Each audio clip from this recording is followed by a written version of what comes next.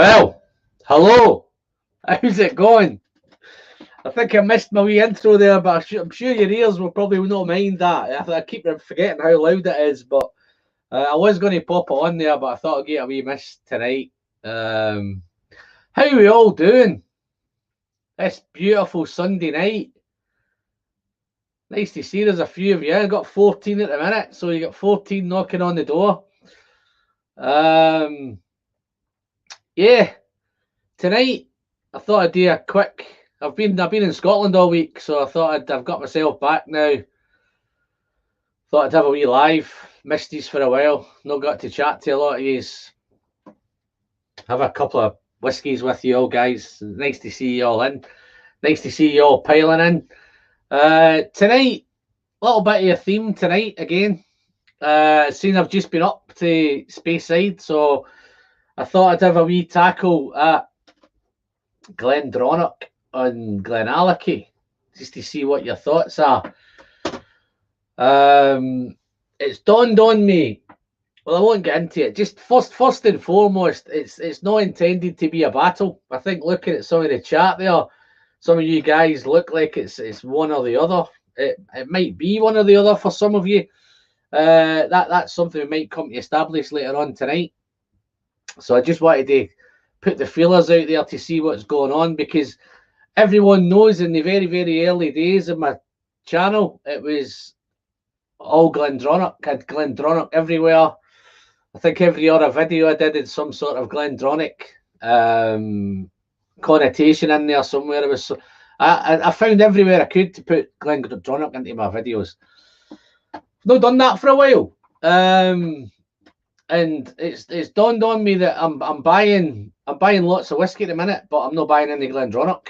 I seem to be buying shitloads of Glenallachie. It's not a coincidence, guy, but behind these I've got doubles and all sorts of stuff going on. So I've lost track actually how many bottles I've bought of Glendronach over the last maybe kind of 18 months, 2 years maybe. There's some mixed feelings going on in the chat already. I think some are in the Glendronach camp already. Not seen anybody kind of stick up for Glenallachie at the minute. So hopefully we can get the balance right. I'll just do a quick rundown, guys, since there's a few of you in at the minute, so I may as well get this over and done with out of the way.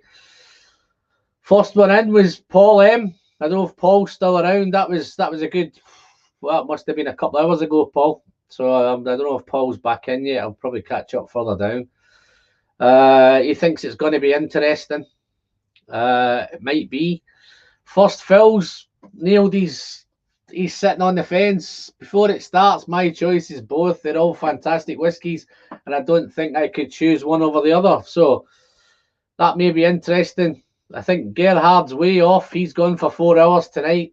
I'm setting my stall out, guys. I'm giving it an hour each, an hour on Glendronach, an hour on Glenallachie, and then I'm gone. That's the plan tonight. I do have a day off tomorrow, so that's not looking good. Langtoon, I'm going to catch up. I hope I'm pronouncing that right. Langtoon. Hope I'm pronouncing that right. Could be your shortest ever live. You might be right there, my friend. In fact, I have done one that was just over an hour, so I think I might beat that tonight. Neil Blower can't make it. He's going to catch us up on the replay. Thanks very much, Neil. Neil's one of my Patreons. He's here all the time, so he must be having a night with the missus tonight. So Scotty's here. Love Glenallachie, but I think Glendronach's the winner. See, Scott's nailed he's nailed his colours to the mast already, and he's not even heard any conversations yet about either or. Try and reiterate again, guys, it's not a battle. It's not a fight it out to the death. But he's redeemed himself a little bit because he's also got an Erdredeur Signature 10 on chill filtered. I hope he's sipping that one tonight. Let's have a look. I think I had a wee catch up with Scotty earlier. Not shooting his bolt too soon. So Mr. Slinger popped in as well. How you doing, Mark? Just cracked the seal on a Glendronach 12. I have to say, when it's gone, it won't be replaced for the new stuff. I think he followed that up by quite a strong statement. It doesn't compare to the latest Glendronach 12. So anybody, guys, I don't know if you're in the chat, are you Are you sipping on Glenallachie or are you sipping on Glendronach? Are you sipping on both? What are you guys on at the minute? Let's have a look. Alistair Gray popped in. How you doing, Alistair? Nice to see you. He's been sipping on the Glenallachie 14 Oloroso yesterday at the festival. Outstanding stuff. I did comment, Alistair, that might make a little bit of an appearance later on tonight. I think I have a wee plan for that one later. Else we got here, Langtown. Let's get into this then. Finding the current Glenallachie releases very one-dimensional, a bit of a blunt instrument, if you like, compared to the offerings of a proper distillery like Glendronach or even Arran or even Edredale. All fantastic distilleries, Lang. Whereabouts in the world are you, Lang? What kind of Glenallachie's have you been sipping on? What have you tackled from Glenallachie? Just give us a little, just to kind of redress the balance, just to see what we're on. Oh, look, DJ, am I too late? Just had the dogs out. No, you're just in time, my friend. We're just about. I'm just doing the kind of introduction in a minute, so we're going to dive into the ins and outs of Glenallachie and Glendronach. No battle. It's just a friendly discussion between malt mates. All right, I'm back. I'm ready. Back from the liquor store. Purchased a bottle of Glendronach 12, and we'll open the Glenallachie 12. Oh, he's going to do a comparison. Nice one. That might happen here tonight as well, Paul, because I do have both of them. Nice to see you back, buddy. Gerhard's popped in. I don't know if you're in back in Belgium, Gerhard, or you're still out in your travels. I'm not too sure. Cameron's here. Looking forward to the Glen D. It's not a V. It's just a friendly discussion. It's not a battle. We're not getting the swords and shields out quite yet. It may happen later on, right enough, depending on how kind of heated it gets. Loving the older Glendronach River 15 revival, but might vote GA for the range and the cast strength. Okay, nice. That's DJ Beacons there.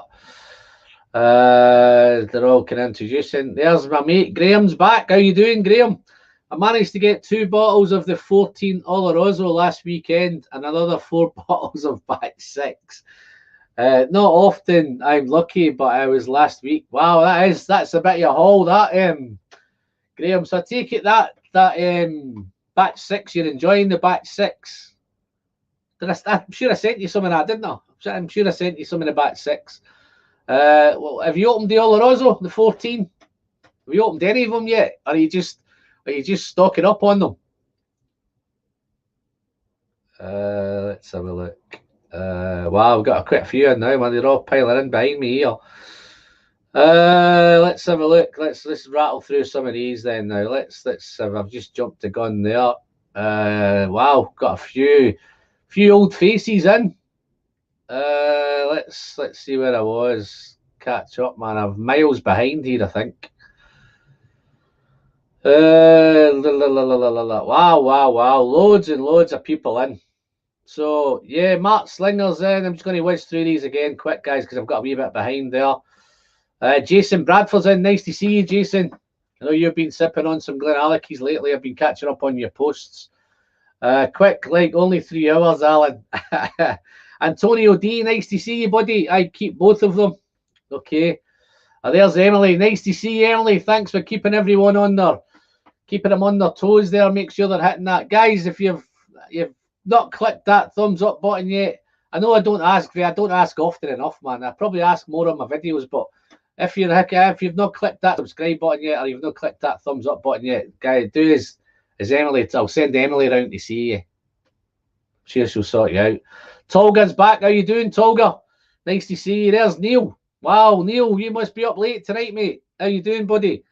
Nice to see you in, fella. I've been catching up in your little chats on the WhatsApp in a minute. It's starting to get naughty, but it's starting to liven up, maybe.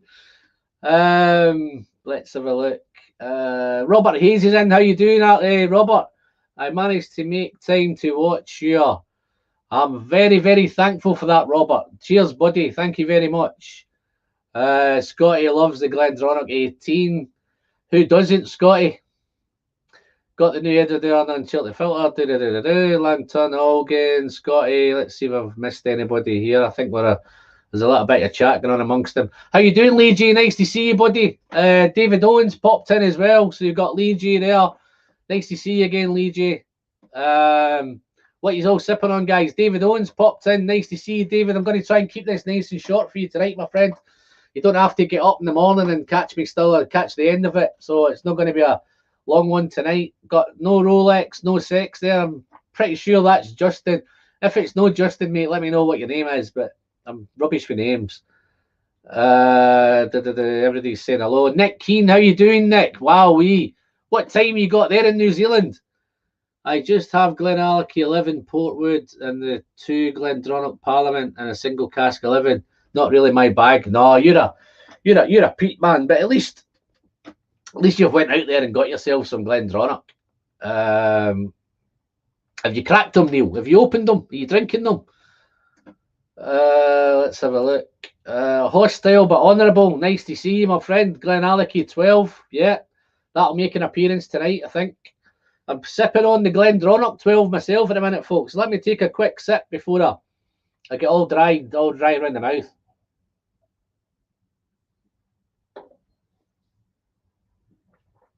Peterhead Frank, how you doing, Pete?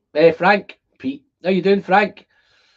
Well, I think I've just who we got here? Whiskey Dalwhinnie 15.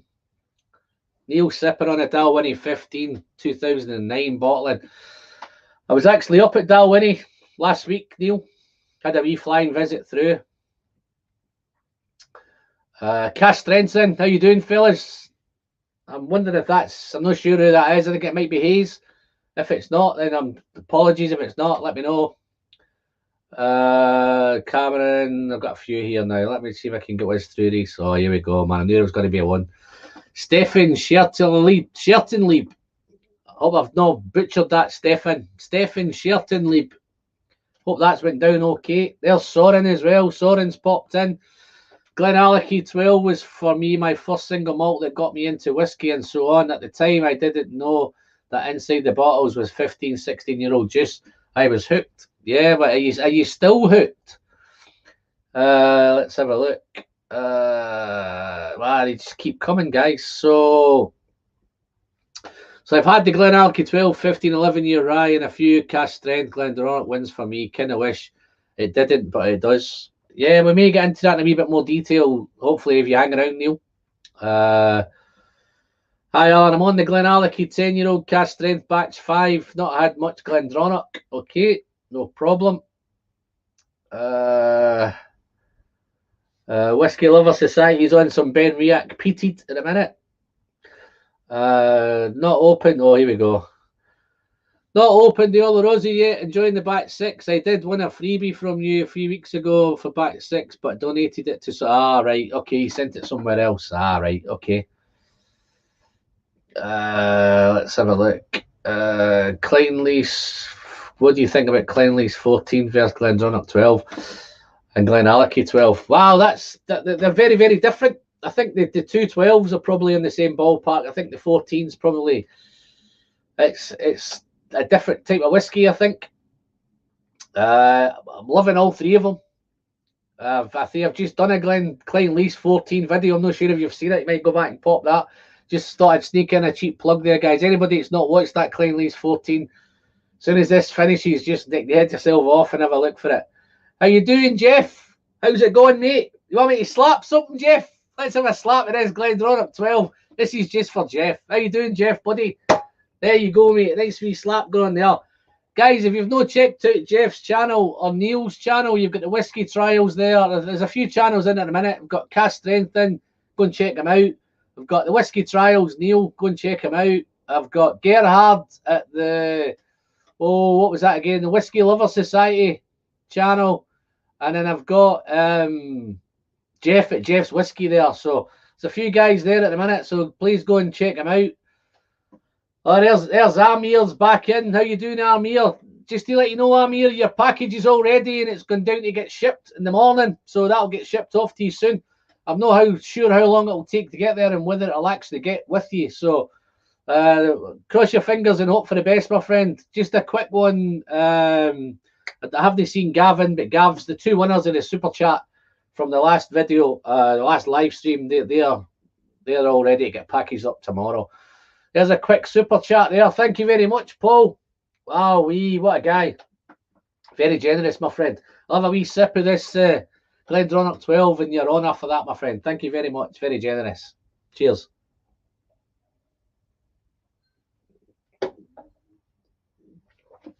How you doing, Mr. Gascoigne? Nice to see you in, my friend. Hope you're keeping well.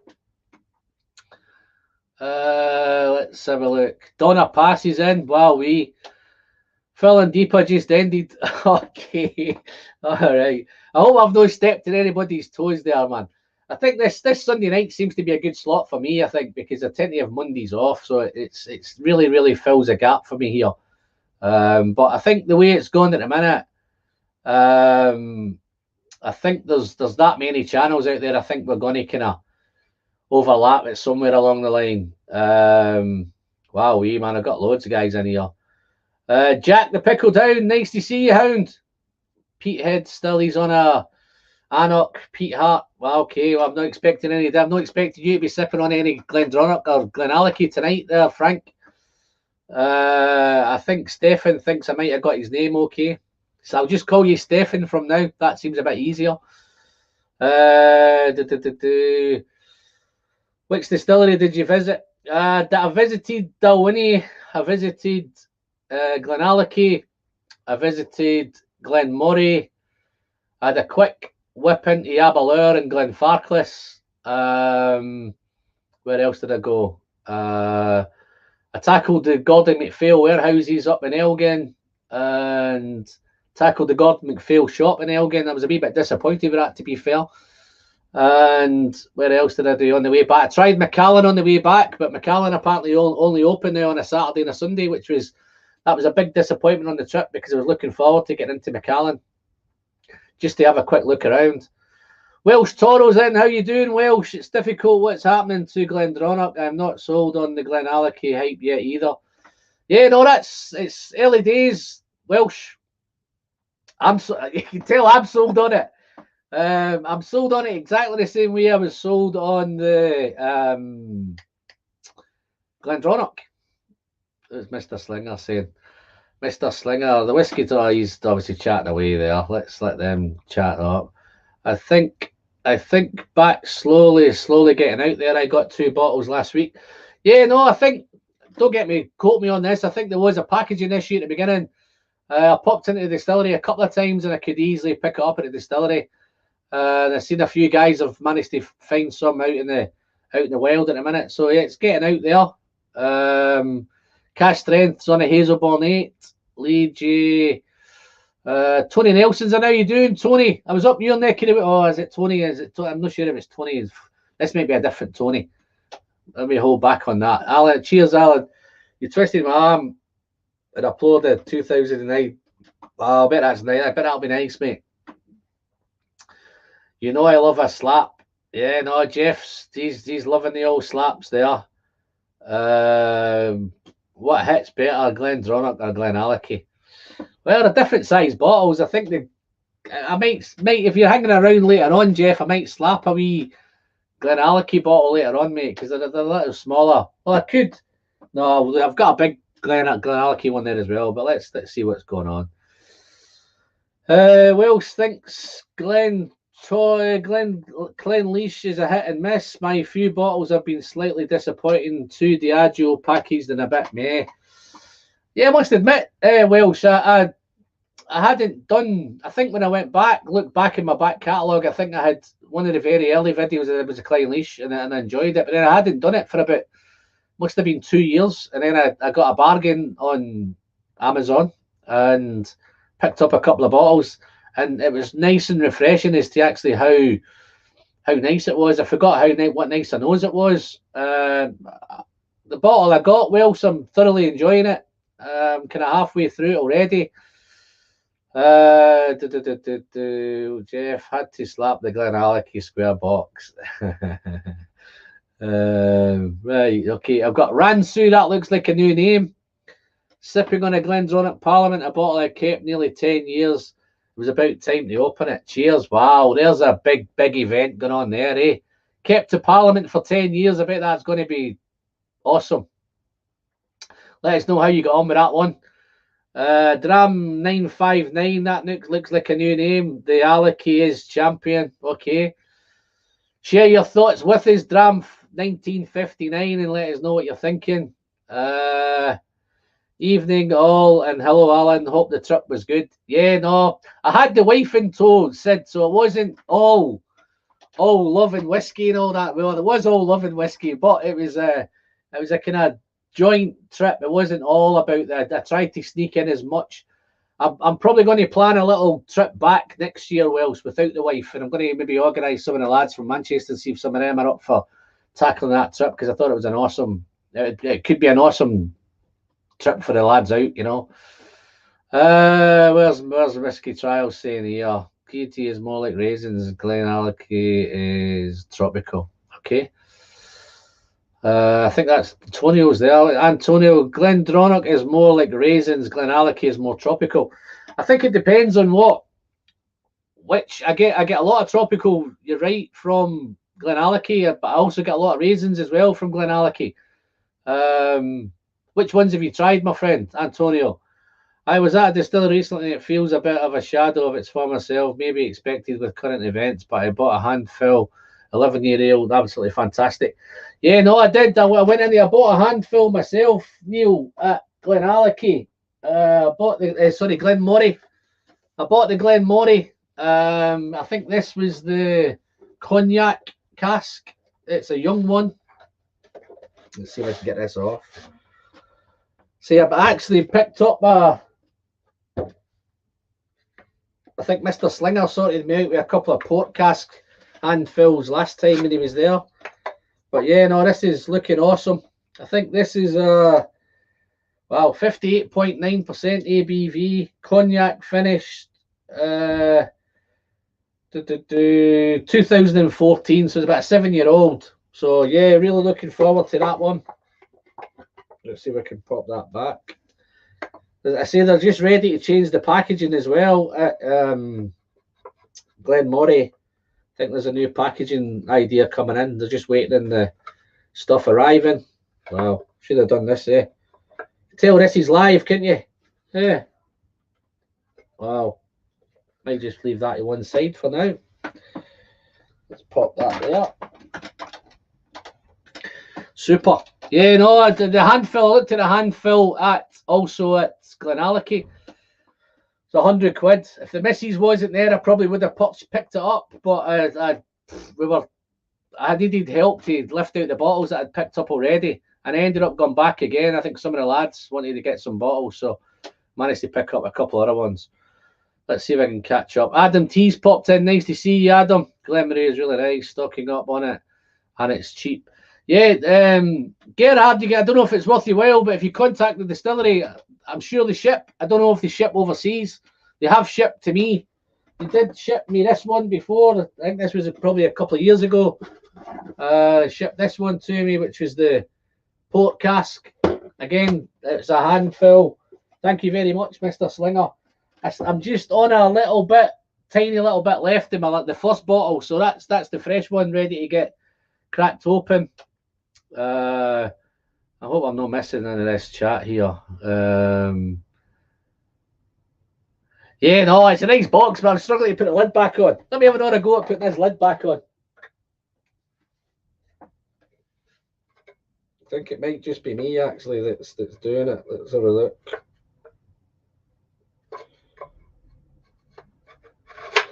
There you go. Oh, nice, real nice. Nice packaging. But as I say, they do post out. So if you want to pick up some of them handfulls, then just contact the distillery. They'll certainly ship anywhere in the UK. I'm not sure about overseas.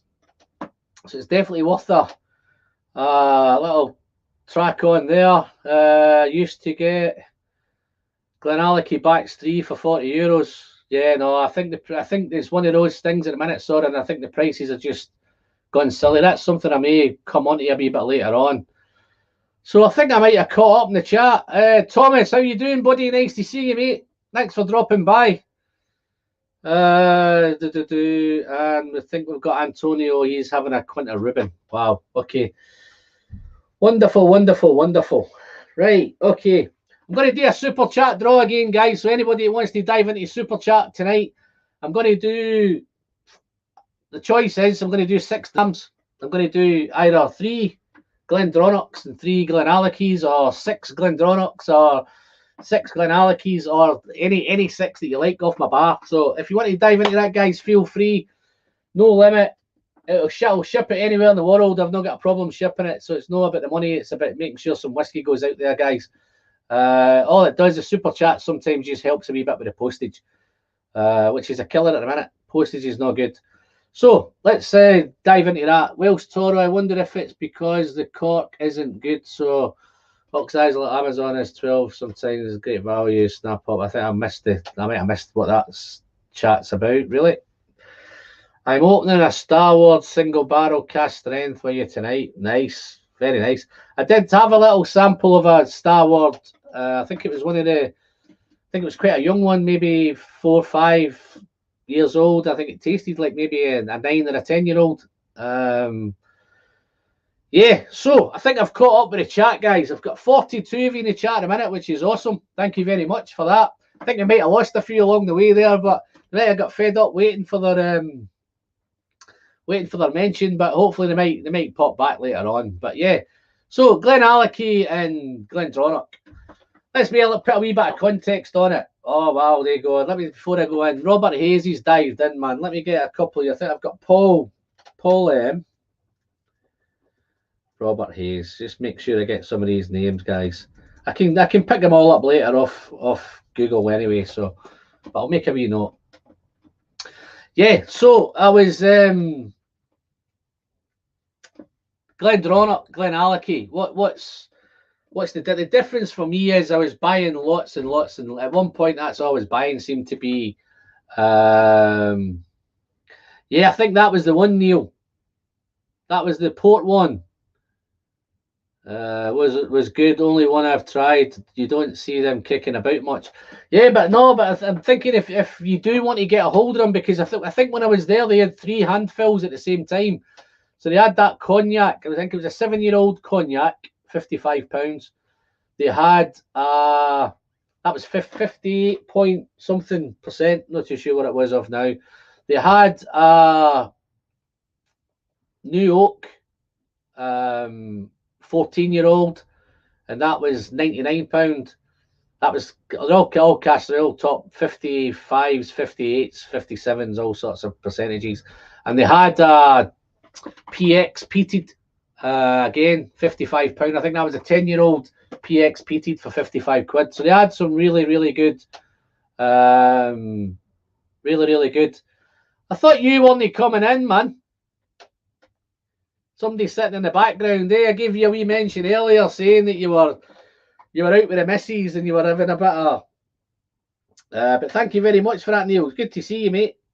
That's you in the draw, mate. I'll send you something anyway, man. Don't you worry about much. How you get on with the other samples I sent you, man? Have you tried any of them yet? There's a couple of nice ones in there, pal. Right. Where are we? Missed myself there. Yeah, what are we tasting next? Well, I'm going to finish off this. What do you want to taste next? Will we do a Glendronach, a Glenallachie next? See, we've done this. Okay, let's hit on this one then before we move on. Glendronach 12. Love it. I've always loved it. I've got a few behind me here as well. This is a Rachel Barry one I've got here. I think the couple up here, I think, are Billy Walker. These are all Billy Walker ones up here, guys. So I'm going to tackle on the Rachel Barry ones tonight. You might convince me to open up one of these later on as well. So yeah. So the 12 for me has always been great. Some guys say they prefer it to the 18. I don't quite prefer it. I prefer the least of the 3, the 12, the 15, and the 18. I think this is the one that just kind of it sneaks in third place, but it's close. Watching you as soon as I could draw off the sleep. Mamma mia, what have I got? Listen, these trolls, man. I need to get somebody to moderate this channel, man, to get rid of these guys who are just kind of trolling me up. But yeah, no, this is what I tend to find with this now, and I think I'm going to hit on this a wee bit later on. But in fact, just before I do it, I'm going to do a little comparison here. In fact, let me put a wee bit more of this in here. Yeah, I'm enjoying it.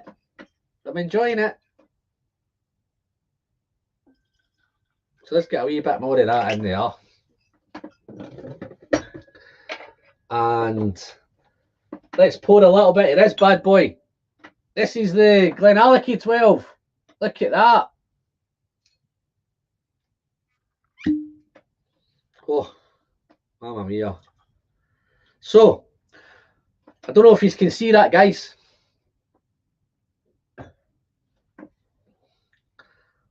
Look at that. That's the difference. That's the Glenallachie. That's the Glendronach. But what I initially found, and I don't know if Mr. Slinger's got both of them there, but this one's been poured a wee while, so I'm finding the Glenallachies are getting darker. Not in colour, but even in nosing and tasting, and definitely finding prime whiskies popped in. There's another channel there, guys. You know what to do if you've not signed up. Glendronach is not even close to the Glenallachie taste-wise. See, this is interesting now. So, is that a new thing? Because I think before Glenallachie came along, everybody was raving about Glendronach. It was all Glendronach. Glenallachie's now been around. It's very, very short time in the grand scheme of things. You're probably looking maybe 3 years, 4 years tops. I think if you had an idea with this one, this is the old 12. See, for me, the old 12 is very much like the Glendronach. So if you compare those two, those pretty much seem to be in the right ballpark. But if you just look how much the 12 has moved on, have you ever seen a whiskey go from that to that? Ever? I don't know. I can't really look in any whiskies that's done it. And not only has he done it with the 12, he's actually done it with the 15 as well. So the 15's moved on exactly the same way. You get rid of some of these bottles before they all start to mount up on me. Pop that over there. But yeah, this one now that they're on the nose, I think straight up, the Glenallachies are just starting to get darker and darker on dark noses. A little bit more kind of earthy noses. A wee bit more punch, a wee bit more going on. Granted, this is 46% ABV and the Glendronach's 43% ABV. It is non-chill filtered at the minute, so I think that's about to change. That's another story we might touch on later on. Let's have a look. I missed that there. Geez, are getting darker. Fine. If you like whiskey with your sherry. Oh man, Langton's not feeling the Glenallachie, is he? Oh, he's got he must have had a bad experience with you. If you had a bad experience, Lang, with Glenallachie. Whiskey with your sherry. Listen, Lang. Glendronach was, if I remember right, Glendronach was exactly the same. Exactly the same. It was all sherry. In fact, look at this. Look at all these behind me here. Tell me that's no sherried. Look at these. Look. So, and I think the common denominator is the guy. It's Billy. Billy Walker's the common denominator of him. I think this was his plan originally. I think he did exactly the same with Glendronach. He took Glendronach from nothing to way up here. Mr. Laverty's popped in. How you doing, Neil? Nice to see you, buddy. How's it going? Even before they started chill filtering. Yeah. No, that's I think, listen, guys, let's have a wee debate going on now. Let's get the elephant in the room out of the way. What do we think about Glendronach's new tact and the new direction that they're taking, and what's your thoughts on it? And let's see who comes in first. Well, I'll have a wee sip of these two. My Glendronach 15 has been sitting around. Oh, what's that one? Wow. So how long is that going to stay there, Neil? Is that, I take it that might be, that's definitely an old revival, that then. If it's six, you had it for 6 years, that'll be an old revival, that. What's the plans for that one, David? Are we going to get that cracked open tonight, or are you saving that for a rainy day? Wow. It's about complexity, Alan. Glendronach has it, Glenallachie sadly doesn't. I think this is where we might be disagreeing a wee bit, Lang. I hate to disagree with you guys in the chat, but I'm finding they're just getting better and better and better. Nobody's going to tell me that 12 was great when it came out. The 15 was great. To turn that around in the space of it must have been a year that he took over, and he produced a full core range. 10 cast strength, 12, 15, 18, 25, all within a year, turned around, absolutely fantastic. But since then, if you look at the amount of whiskey that's coming out, Glenallachie must be the most prolific distillery at the minute, which is coming out. Wood finishes, I've got rye wood, I've got Koval rye, I've got single casks, they're all here. You've got your single cask Glenallachies, you've got your port wood, Oloroso wood, 10-year-old cast strengths, and they're just getting better and better and better. And I think what I'm noticing is with Glendronach, I'm not seeing anything happening for Glendronach. I'm not seeing any adverts of the new bottles coming out, new expressions. Whether I've just missed all these coming out, but I tend not to see much coming around. Let's have a look. What's Mr. Slinger saying?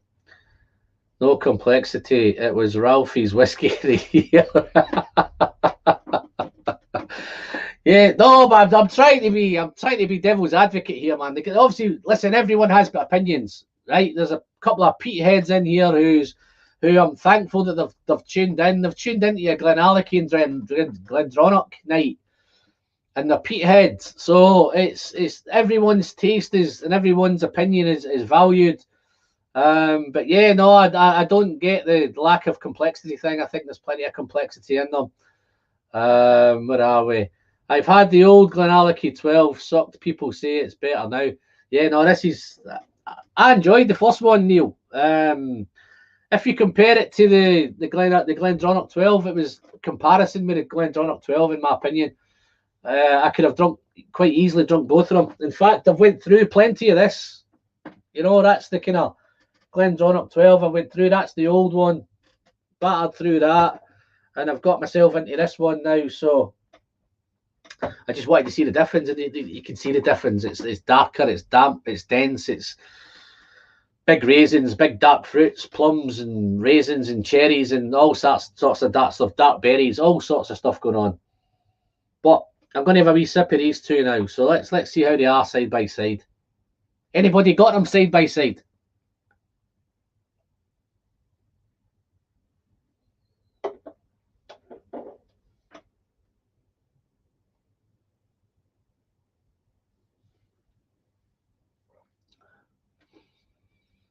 Wow. Langtoon's definitely got it in for us tonight, isn't he? Currently, essentially a bit finishing inferior spirit and good casks. I think that's what it's. Well, I don't know about inferior spirit, Lang, but he's definitely finding good casks, and you can't fault him for that. He's making the best of what he can get. I think they're taking a decent spirit. This was one here that I got. This might be helping his argument a little bit, but this is one that I did recently. Look how much of that I've got left. Right, that's an old Glenallachie pre-Billy Walker. This is an A.D. Rattray independent bottler, and I described that in. It's probably the first video that I've ever done that I went straight in and poured 3 teaspoons of water straight into it, because my description of this one, it was gunpowder in a glass, which was that was probably the spirit that Lang's talking about. It was intense, it was powerful. It was 65.9, I think, if I remember right. So it was explosive. Yeah, 65.9. Big. It's the highest ABV Glenallachie I've ever seen. I don't even think I've seen a Glendronach that high. But yeah, no, it's wonderful. So let me get back to this. I'm getting distracted. You guys just keep distracting me in that chat. I think they ain't started chill filtering yet. I think they have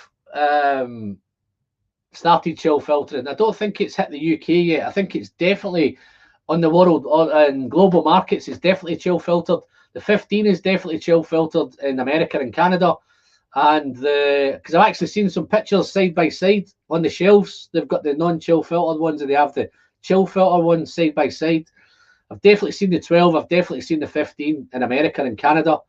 I haven't seen anything in the UK yet of that kind of ilk. Whether they've still got plenty of stocks here in the UK and they're tackling. If I was being honest, I think the idea behind it is to tackle those markets. It's to tackle America and to tackle Canada and tackle the Far East. I think that's where the plan originally was. Let's tackle that one. Big raisins, big treacle, fudgy. But it still has that beautiful floral. There's really nice floral going on with this. It hasn't got... When I get to some of the older ones, they've gone a wee bit more kind of Edredale-like, a wee bit more kind of Ben Nevis-like. They're a wee bit darker and denser and a wee bit more dunnage, whereas this is still nice and floral. Beautiful floral note on here. But it's berries, lots of berries, red berries, black berries, a lot of berry fruit. They are fruity. This is definitely very, very fruity. And it is so different to the old 12. There's no comparison whatsoever, and it's definitely... I'm pretty sure the spirit's the same. I think it's just down to different casks. That's where we are with that. But I think Glendronach's the same. I think Glendronach, it was all about Billy. He's not going to just change overnight and decide to go, oh, let's get some great casks. I think he was chasing some great casks at Glendronach as well. But let's have a sip.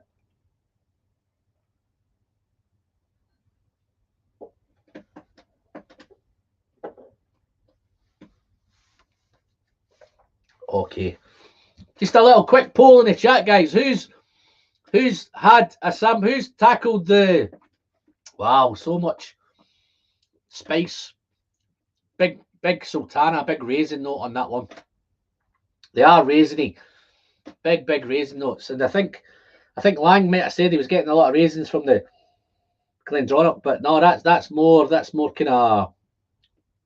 It's lighter fruits. Certainly not as dark as this.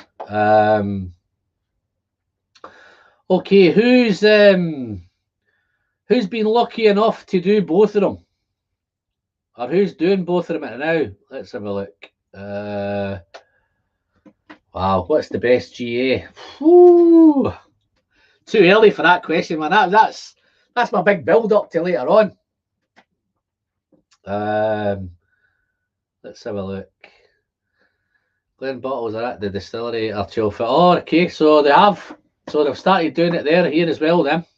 So yeah, it's just nobody confirmed that with me. I had confirmation a couple of months back, 2-3 months, maybe 4 months ago when it broke, that it was chill filtered. I had some pictures sent from the States and Canada that were definitely on the shelves.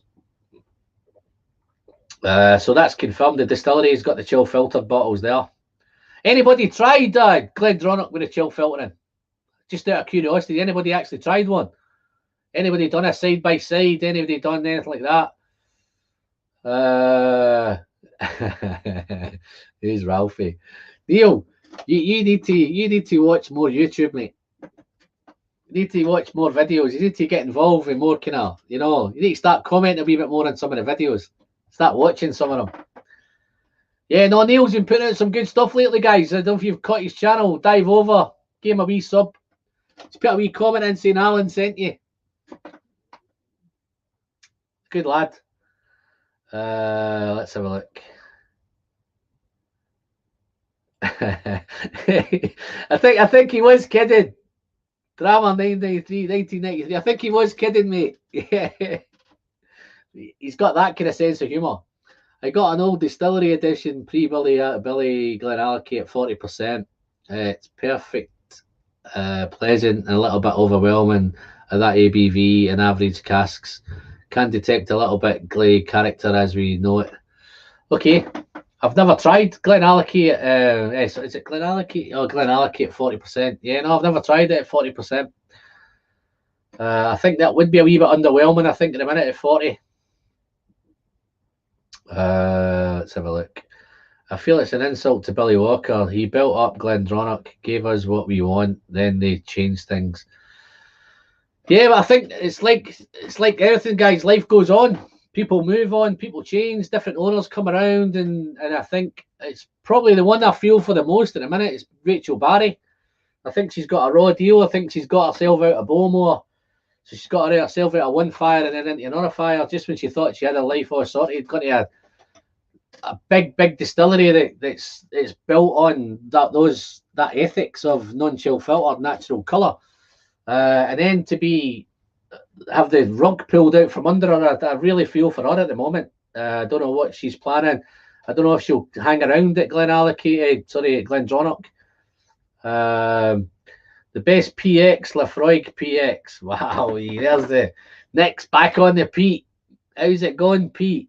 No Rolex. I agree at Langton. That's what I thought. But guys are saying they're out of the UK. I'm surprised if they have. It will ruin the brand. I think the brand is just taking a different direction there. I think that's the model that they have. I think Bowmore kind of live on that. I think there's a few ones that we all know about. Bowmore, Dalmore, Jura. I think Glendronach is going to, I hope for the world of me that they have a rethink and it changes, but it doesn't look like it is because it looks like it's gone ahead. But for the life of me, I can't put my finger on it. Whether they're just looking to tackle more people in different parts of the world, getting more whiskey out there, whether it's going to end up on a supermarket shelf, that's where the kind of the general opinion seems to think that it's going to end up. You'll be walking into Tesco's one day and you'll be walking into Sainsbury's and it'll be sitting there on the shelf, 43% chill filtered. Even dreading the 12 goes back to 40%, so there's a possibility there. Let's catch up again. Yeah, so these are both fantastic. And I think if I was to do these head to head now, guys, I've always loved this 12. I've always rated it well. But for me, the Glenallachie's kicking the 12's backside at the minute. Just giving so much more. It's got a real nice nose. Both got wonderful noses. Granted, there's the higher ABV in this one, but I think this is benefiting for the higher ABV. I'd just love to see what this would be like at 46%, you know, and all that kind of jazz. Wow. How does... Where's another one? How does Glenfarclas 15 compare to Glenallachie and Glendronach? I think out of the pick of the Glenfarclases, I think I'm pretty sure that's 46%. We've got a bottle around. It's 46% ABV. Again, it's no coloured at Glenfarclas. I think that's the only one in the range. I think all the other ones in the range are 43% ABVs. I think the 12, everyone knows my thoughts on the 12. That's the dangerous dram. That's one if you're with a group of lads and you're out fishing or you're out camping or you're out away on a trip with the lads, whatever you're doing. If you're sitting around with a night and that cork comes off, then trust me, guys, that cork will not go back onto that bottle for the night. That bottle will get tanned in the one night. And everyone will have a great time. I think they're talking about Ralphie's channels at the minute. He's got a few channels on the go. Alan Hunt's dropped in. How you doing, Alan? Nice to see you, buddy. Please forgive me if I've missed any, because I'm skipping through a wee bit here. Alan McLaughlin's popped in. I had a long time no see, just listening in a while. I work for some good background chat. No, I'm glad to see you, Alan. I hope the chat's going okay for you. If you can't comment, then great, no problem. But you must have a thought on Glenallachie and Glendronach. I'm pretty sure I'm positive somewhere you were a Glendronach man at one point. Maybe mistaken, but you might still be a Glendronach man. Let's have a look. Yeah, so that's those two. So let me just kind of polish this one off.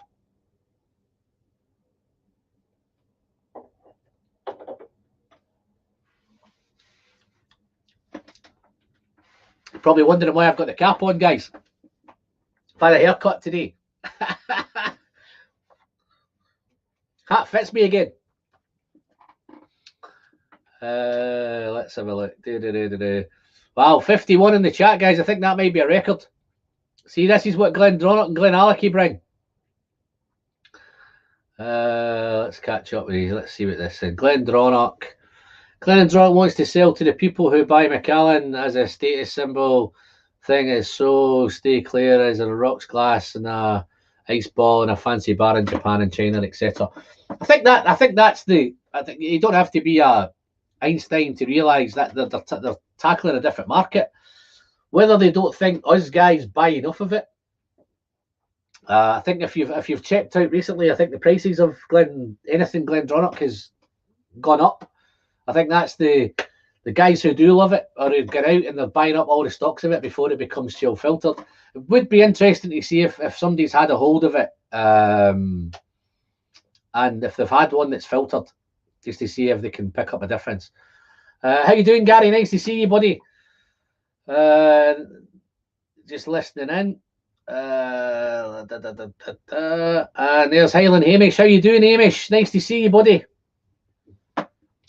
Greetings from Inverness. Troops, business is business. Glendronach are focus on the new market. Not most of us on here. Plenty more good stuff out there. Whiskey geeks like Glenallachie, Tamdhu, and others. You're 100% bang on. This is something I was going to touch on later on.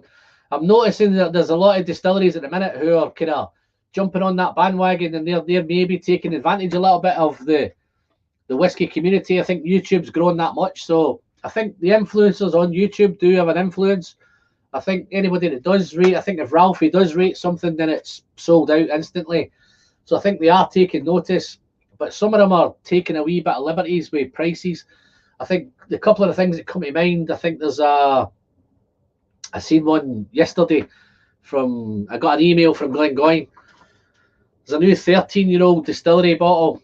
13-year-old distillery, £170 for that bottle, which I think is crazy. I think when you think about the 14-year-old Glenallachie at £90, I had that at the Glenmarais. They had a 14-year-old New Oak cask, single cask, hand fill, £99. So I think there's some of them who are just diving on that bandwagon a wee bit. Even as much with some of these Glenalachie's, I think because of the demand is really kicking in now, I think the prices are gradually creeping up. I think this, when you look at the batch 10s, the 10 cask strength, the batch 1 was about £50. I think the new batch 6 is £60, but I've seen some of them really profiteer, £65 plus shipping, £69 plus shipping. I think some of them are really, really taking advantage. And I think some of the retailers are taking advantage. And I think, is it down to us, guys? Is it down to us to say, do you know what? I'm not going to pay that 69 quid. I'm going to go and get a Glenmarais. I'm going to go and get a Tamdhu. I'm going to go and get a whatever. I think there's enough whiskies out there. The whiskey friend of Tomax. See, that Tomatin PX is now a 20-year-old at 145.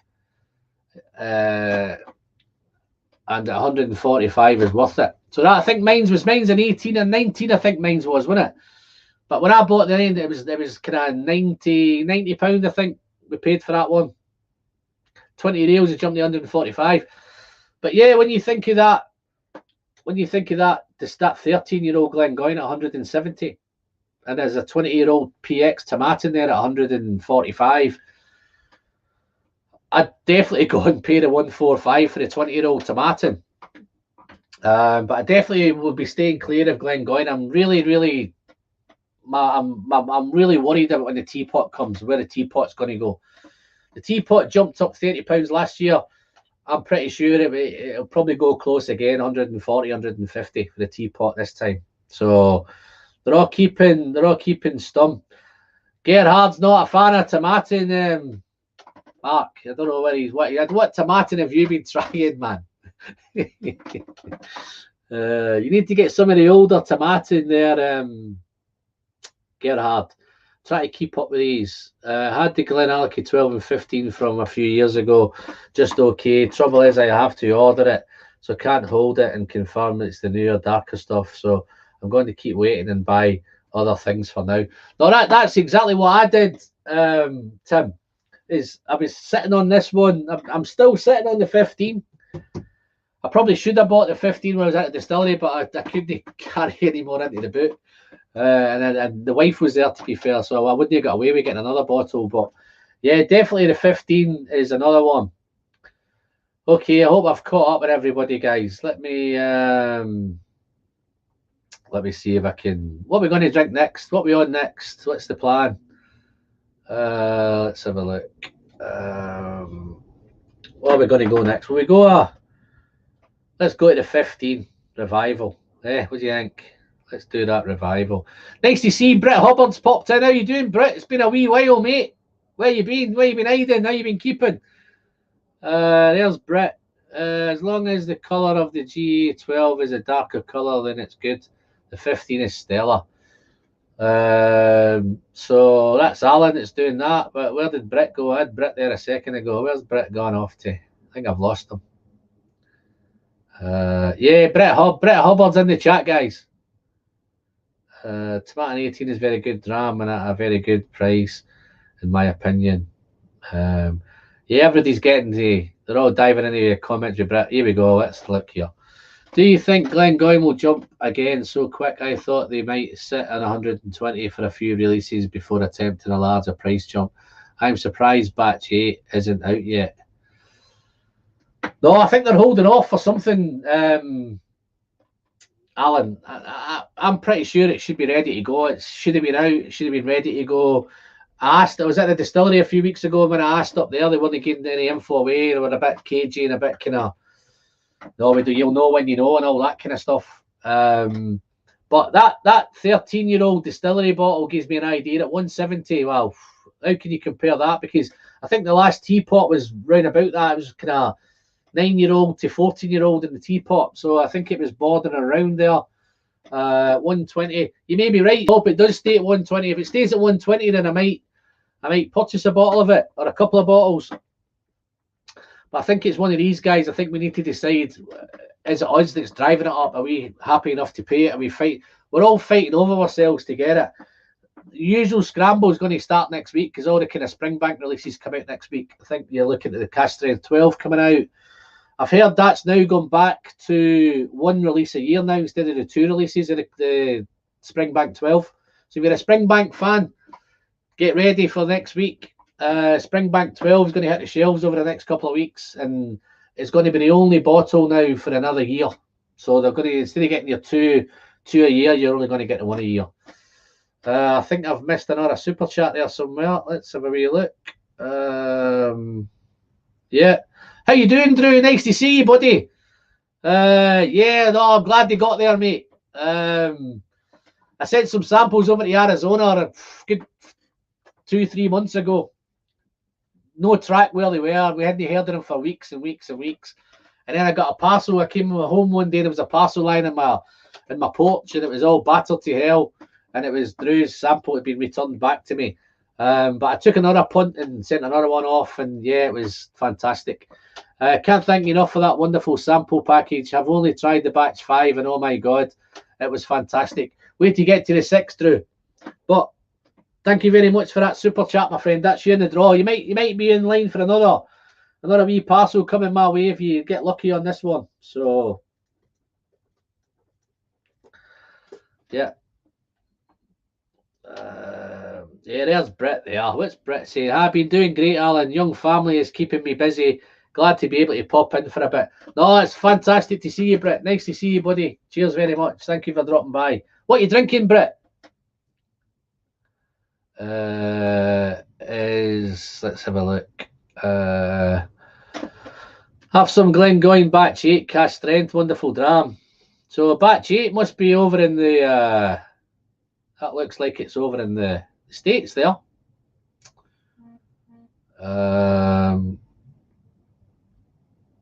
Let's have a look, see what I missed there. Tomato 18 is very good, good price. Tomato 18, nice complex all rounder. Yeah, a lot of people liking the tomato.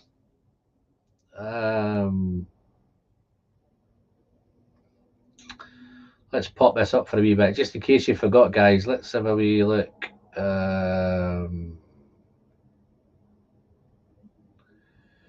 Yeah, let's pop that one up for now. Let's get back in here. So, yeah, so it looks like the batch 8, Glengoyne batch 8 cast strength, wonderful dram. It's in the United States, so it's out there already in the States. Alan, I think it was Alan, wasn't it? Do you prefer the old 15 or the new 15? Which one are you talking about now, Alan? Are you talking about the Glendronach or the Glenallachie? And I might have a surprise for you here because I've only tried a sample of the new Glenallachie 15. I should have bought it at the distillery. I'm kicking myself, but it's next on the list. I think that'll be the next bottle that I purchase. Mr. Slinger, man, you're becoming an alcoholic, my friend. You try to get me pissed. What are we tasting next? So let me finish off this little 12-year-old Glendronach.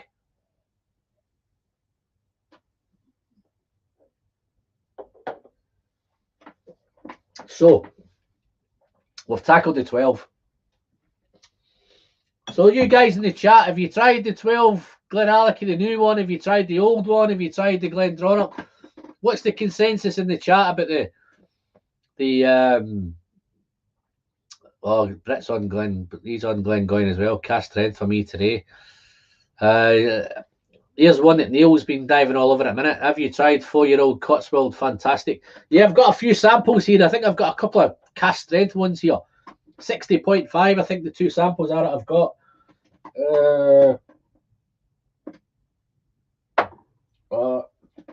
Tell you what, I'm never going to find them. There's hundreds of them behind me here. Yeah, no, I've tried the 60.5. I think Neil's your man. Neil's been all over the Cotswolds at the minute. He's been buying all that up out of Tesco's and drinking it like there's no tomorrow. I'm sure he'll dive in and give you a wee comment in a minute, let you know that he's on the Cotswolds. The honour of the evening, I've poured my last Glenallachie 15, better than the old 12. So that Glenallachie 15, Neil, is that the dark one or is that an old, lighter one? Honour of the evening, I've poured my last 15. I'll give you an idea of what I did. In fact, where will we go? We'll go... where will I go? Please want me to drink next. What are we going to go? We're going to go... We'll do a bit of port. Let's do a bit of Glenallachie port. This is one of the wood finishes, which I'm going to probably top on and touch on a wee bit later. Or the Glendronach. Okay, let me address this one here with Neil, with Alan. Alan is Glendronach 15. If you were to nail me to the mast, I'm loving the Rachel Barry's 15. I'm loving the 15. I'm quite happy to pay 60 to 70 pounds for it. Sometimes catch it on offer them in the late 50s, maybe 55 to 60. So I'd snap them up. I haven't bought one for a while because the whole chill filtering thing and the whole attitude at Glendronach is kind of it steered me clear a little bit. But when I look into the old one was spectacular. The old revival. I'm sure you've heard the story before, Alan, but it changed my life, mate. I was collecting whiskey like there was no tomorrow until I opened up that Glendronach 15 with a couple of lads, and that was the original Dangerous Dram, mate, because we came in from a night out about 3 o'clock in the morning in Glasgow. There's 2 or 3 of us sitting around, and that bottle, I'd picked it up from auction. I'd paid, believe it or not, I'd paid £160 at auction for it, for that Glendronach 15. mistake I made. I decided to collect it when I was up there. I should have had it shipped. But we cracked it open, and to be fair, the end of the night, 8 o'clock in the morning, it was gone, and we were a mess. But what a whiskey that was! So yeah, the old 15 is the better one for me. When it gets to the new Glenallachie, I think where are we? That's very generous. If I do happen to get drawn, please send mine to someone closer to you, like Neil Lafferty. Okay, I'll put a wee nick to Neil Lafferty next day.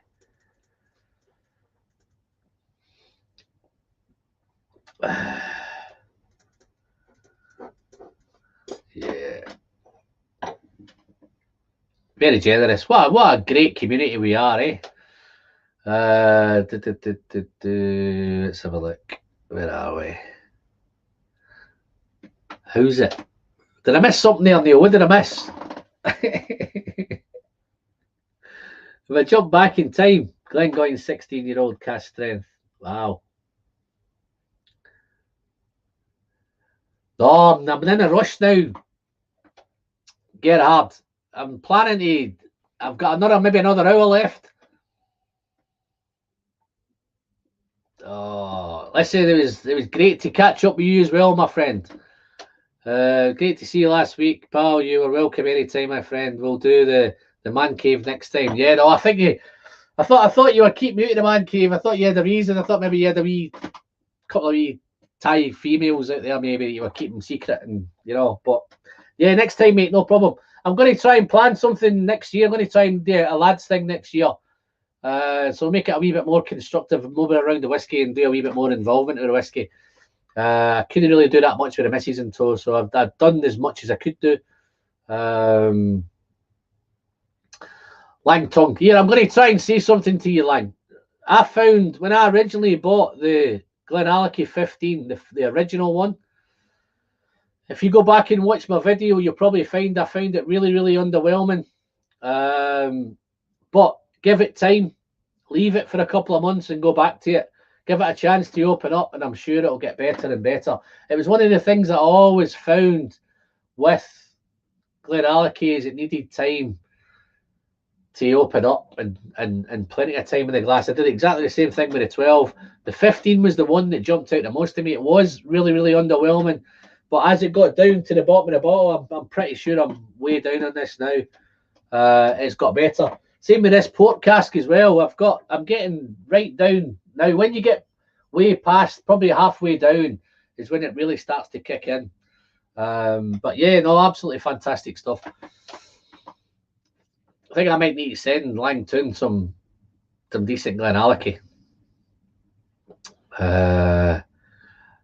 I don't know if I caught where you are. Which part of the world are you in, Lang? Are you here? Are you abroad? Where are you, fella? Let's drop me. The old Glendronach 15 was on a different planet. You must be talking about this one here. That's the old one. That's the just purely Oloroso sherry, that one. The new one is PX in Oloroso. But yeah, no, fantastic. You're right, it's a different planet. Whiskey trials, aye, good. Working and listening at the moment. Probably chatting more than I should be when I should be working. Then again, I'm not getting paid for what I'm doing just now. So there you go. Have a whiskey, mate. Let's have a look. Join the club, but I'm self-employed. These guys are having a wee work chat in a minute now. Is that another chat I've missed there? Let's have a look. Whiskey Lovers has got in. Gerhard, very, very good, my friend. Whiskey Lovers. If I sent you some whiskey, Gerhard, I don't know if I've sent you anything in the past.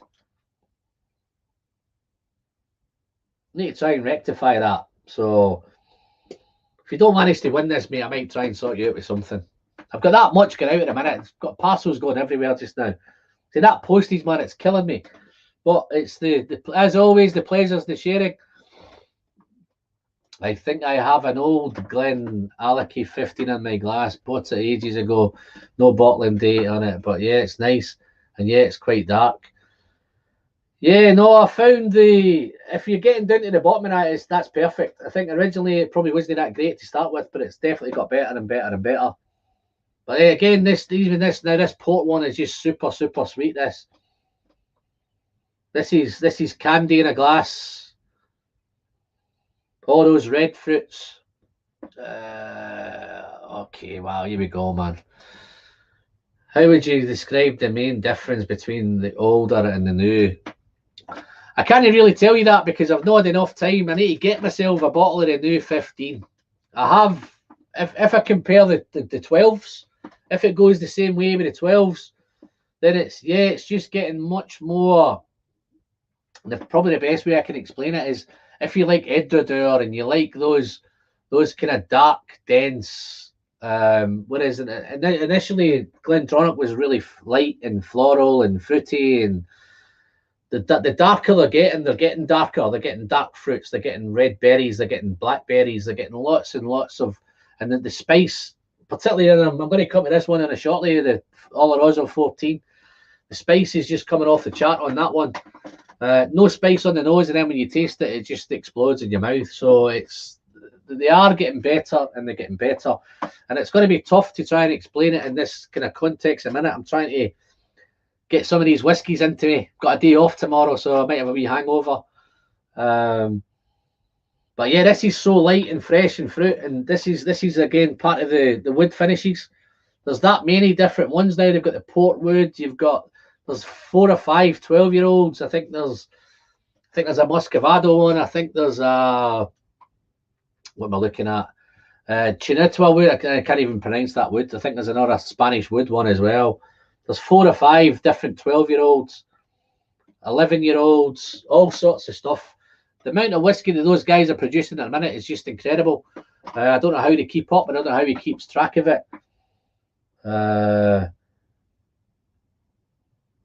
Yeah, so I'm only guessing the differences in the 12. It looks like the same way. As I said earlier with the 15 was probably one of the most disappointing first drams that I had. The first few drams out of it, it was really underwhelming, and I think I left it for ages and ages. And I think somebody asked me to pour it on a live stream one night, and it was just wow. And the further down the bottle it got, the better it got. And I found a few Glenalachie's like that. That 12 is bang on, perfect now. The new one, the difference with this new one, it kind of straight off, I was loving it straight off. I loved the darkness. I loved the density. I loved there must be some dunnage involved in them now. So they've got that kind of earthy, fruity, there's all sorts of stuff going on at the minute. How's it going, Neil? I was up your way last week, mate. I should have popped in and seen you. Didn't think at the time. I was in Falkirk for a couple of days. I did Saturday and Sunday in Falkirk, which I don't think that's too far from you. I should have popped in and said hello, mate. But thank you very much. I'll have a wee sip of this port. Really nice colour on that one as well. This has not got the darkness, but it's got that nice red hue on it, that nice kind of port finish. I like a wee bit of port in a whiskey. That's why that Glenmarais port was wonderful. But I think this is coming in at, this has got the high ABV as well, 48% ABV. So he's certainly not holding back on the ABV. Let's put Neil down. Neil. Whiskey trials. I will get them later on, but just to be backup. Thank you very much for that.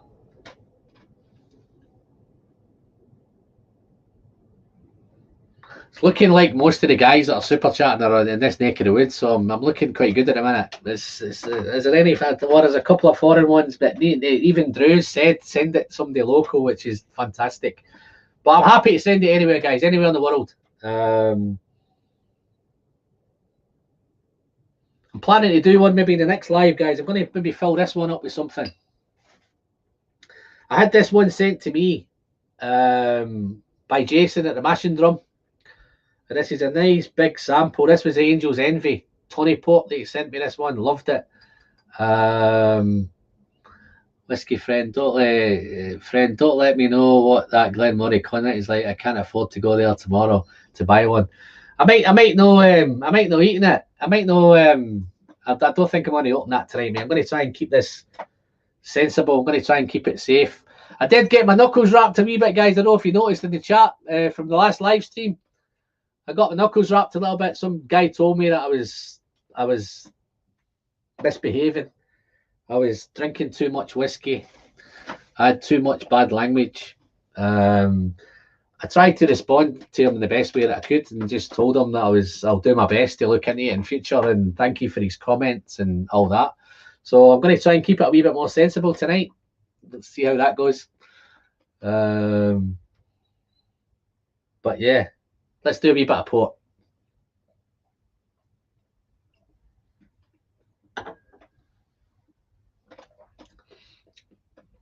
I don't know if the peat heads are still in later on, but I'm going to try and do a wee bit of this Glendronach peat as well. I've got a wee bit of peated Glendronach to try later.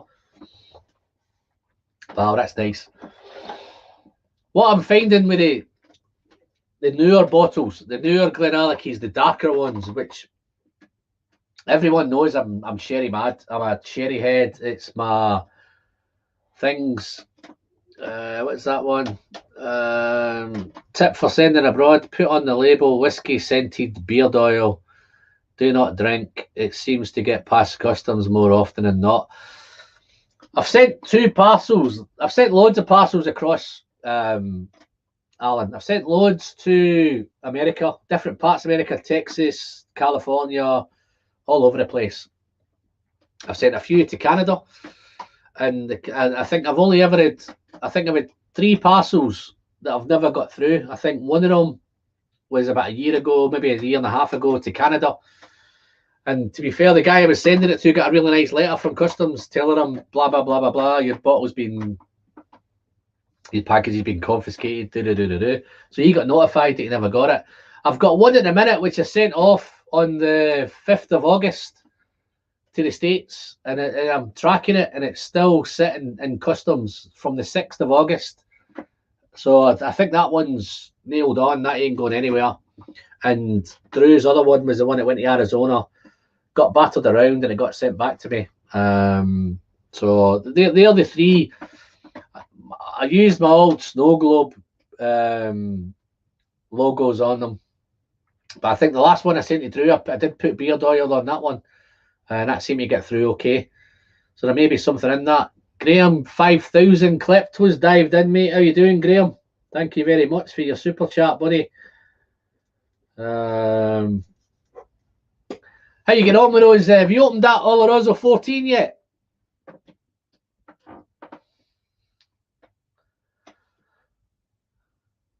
Let's see if I've missed a little bit. Who's missing in the chat? Who's drinking Glendronach and who's drinking Glenallachie?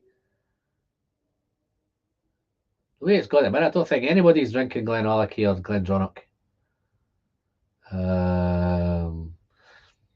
When that cognac opens up, Mark, I might send you a wee sample of it when I open it. That might cheer you up. How'd you get on with a bottle of WoW, mate? You tried it? No relaxes on the Glenallachie 12. So is that the really dark one? Oh, Langtoon's drinking them both. Wow, nice. Love your style, my friend. There, Paul M's on them both. Where are we? But I think we know Langtoon's opinion. What are you thinking, Paul? Are you loving the Glendronach? Are you loving the Glenallachie? I know I said it's not a battle. It's just out of curiosity to see what the kind of consensus is. Yeah, it's the new 12. That's lovely, man. Real nice. Here we go. Let's have a look. Glendronach 15 in my glass. I want to try the cognac cask. I love the WoW. Yeah, no, that's a bottle. That one. That was the first. That was the first bourbon I ever tried, Mark. I think I might have it here still. Oh, just out of curiosity, have you tried the Infinity bourbon? How have you done with that? Don't worry if you haven't, but you're welcome, pal. Not opened the Olorosa 14 yet. I'm swallowing the batch 5 just now. Nice, nice, nice. So just another quick one, guys, on the Glendronach. What's the thoughts? Are we going to continue to buy Glendronach? Have you stopped buying it? Have you not been buying as much as you've been buying? Have they been putting out as much as they used to put out? I tend not to see. I've not seen anything really from Glen. I've not seen any adverts. I've not seen anything from Glendronach. I put on them the bottles themselves, although it's HPT bottles, so I think that helps. They seem a bit more scrutinising when it's glass, as you can tell. It's more than a... Yeah, I've stopped using glass. I used to send a lot of glass, but I've picked up some same size bottles, but the little kind of plastic ones, which seem to be, they're a bit lighter in weight as well, so it's better when they're going abroad. I think the glass ones are just that much. They make the parcel seem real heavy. And from a postage point of view, then it helps, but the glass just makes the whole thing so much more expensive to send. So I've started doing the little plastic ones. Batch 6 is on. Batch 6, Graham. Glenallachie 12 for me, not enough proof to enjoy the Glendronach. Personally, Glenallachie 12. Let me get this one, Stephen. Glenallachie 12 for me, not enough proof to enjoy the Glendronach. Not quite getting that one, mate. 46 is 46 not high enough for you. You might like some of the wood finishes, and some of the wood finishes are coming in at 48%. And then obviously there's the cast strengths, they're 55 to 58, 59%. The new Oloroso one is 55.4% cast strength. That one. Stocked before the change, just to be safe. So he's bought some. Stopped with whiskey lovers who stopped buying Glendronach. Tram 1959 stocked up on him. There we go. It was my first bourbon too. I tried it at the Aquaviti gathering in Glasgow. I was saying the Infinity Dram. I was saving the Infinity Dram to drink with the Dram Yankee. No, that's cool. No problem, mate. It's worth. I think he's planning on coming over at some point. I don't think it. He mentioned maybe sometime September, October, but I don't know if that's going to happen. Glendronach 12 is 43%. Yeah. I think that'd be great at 46 as well, but I think that was their kind of entry. It was pushing the boat, trying to get them to do that. Paul M, here we go. Let's have a look. Whiskey friend, love both are different. Glenallachie 12 is more musty, dark fruits. Glendronach caramel and some dark fruits. Yeah, you get the pineapple in the Glenallachie. Get a lot of pineapple, a lot of tropical notes in the Glenallachies.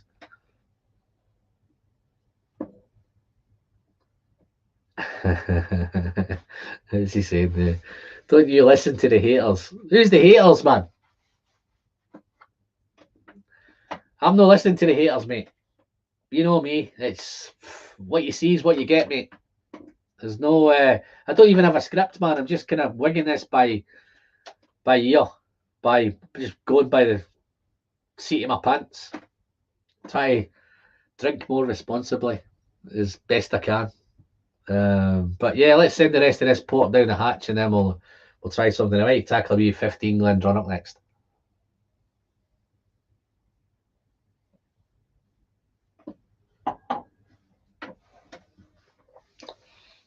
I can always tell when I've had a good live stream, when I come back in the morning to tidy up and there's like 15 or 16 whiskey glasses kicking around.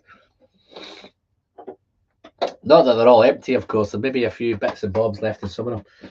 So let's do a bit of, let's hydrate.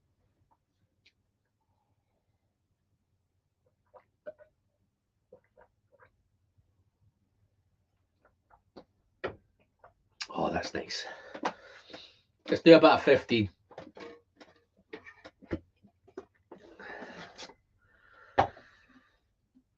The whole idea of this stream tonight, guys, is I just looked at the shelves when I was doing a wee bit of work out here, and I just noticed how much Glenallachie was buying. Don't get me wrong, I've been buying lots of other stuff as well.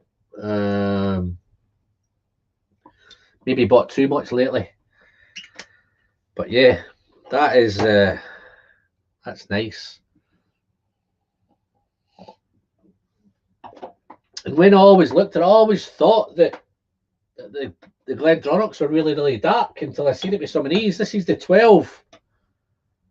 You know, and it's that's the big thing that seems to be going now. Some of these bottles, I think when you look up there, they look, I think I had this shelf a few weeks ago, and I had some big black bottles on top, and I had these below, and they looked as if they were all black bottles. It's just real dark stuff. It's all, and Billy's like me, he's a sherry man. We all love the sherry. Oh, let's have a look. We don't want the haters. I don't want to have to get a moderator on this channel. But glad to say nobody kind of gives me any kind of stick in here. Yeah, Mark, what do you think? That's the new 15, the new 14. Just a quick heads up, guys. I have done a wee bit of review. I filmed a wee bit of review of this today. And not only did I review it, I compared it to this. And it wasn't a battle. It was just a simple comparison. It was just curiosity. I just wanted to do them side by side.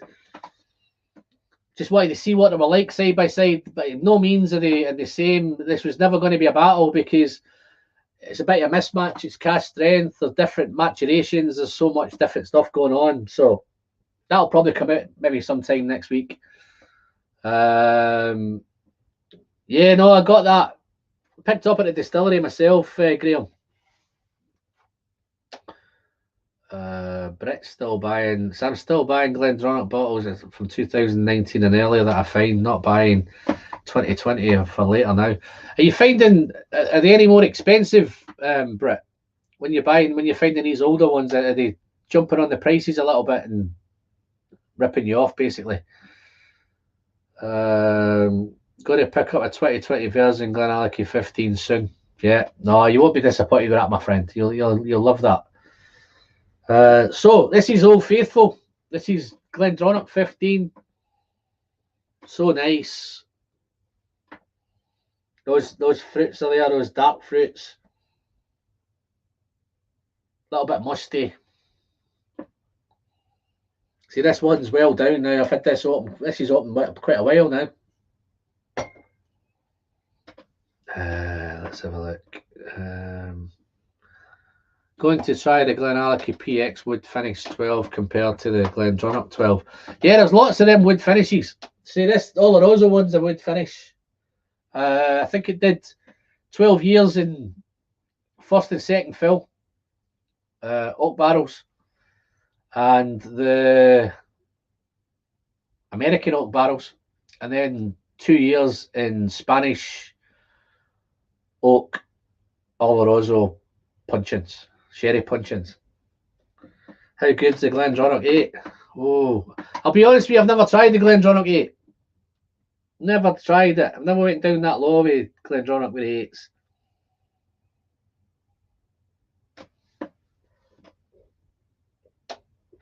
Oh, there's molasses. Where you been, man? Late again. Fresh off a visit to the Bourbon Trail this week.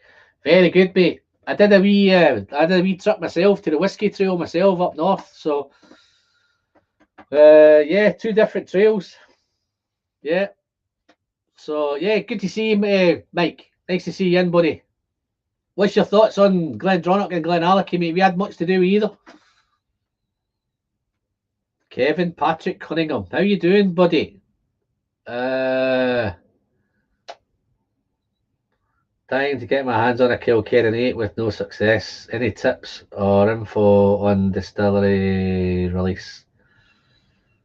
I think next week or the week after, it's going to be from Springbank. It's the Springbank 12 cast strength.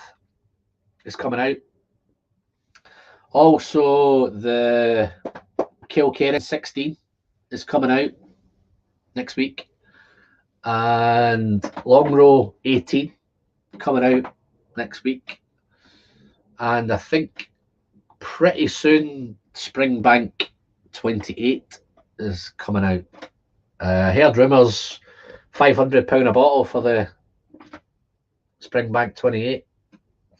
So yeah, no word. I've not heard anything on the heavily peated. I've seen on social media that they've gone back into from Monday. I think they got into Kilkerran from Monday. I'm going to spend, I think, 12 weeks at Kilkerran. So hopefully then you should start to see stuff coming through. I think you're probably maybe looking towards into next year now. No, that's great. If you're still picking them Glendronachs up at the same price, I've got nothing against the whiskey guys. It's just that my whole thing now is against the owners. I think they're just taking that whiskey down a different track. Gav's Drams, how you doing, Gav? You look like a new name. How you doing, buddy? Nice to see you. Where you from, Gav? What do you do? You got a channel, Gav? Don't know. That sounds like Gav's Drams might have either a whiskey shop or a whiskey channel or something like that. Maybe I've missed you, mate. If you've got a channel, let me know and I'll give you a wee shout out. When I saw you drinking water and the fluid intake you're having, do you never need to pee break? I have a wee bit of a record. Dram, 1959. I've once went 9 hours and 4 minutes without getting off this seat. Well, I can't remember. I might have got off the seat, but I don't think I've went to have a toilet. The reason why I don't do the toilet is because it's too far away. I'm about 150 yards down the drive in the back of the garden. And to get up to the toilet, it's a wee bit of a trek to get to the toilet. So sometimes I just have a wee bucket down here and I just have a wee silencer on it. And, you know, so, yeah, no, I tend not to have a good bladder. I tend not to need to go. I think I always found early days, I think my dad taught me once, as soon as you go, then you keep going. He says, so hang on as long as you can and you'll be fine. So that's my kind of philosophy. Don't know if it's healthy or not, but yeah, glad you're taking notice, my friend. Just while you're doing that, I'll have another wee sip of water here.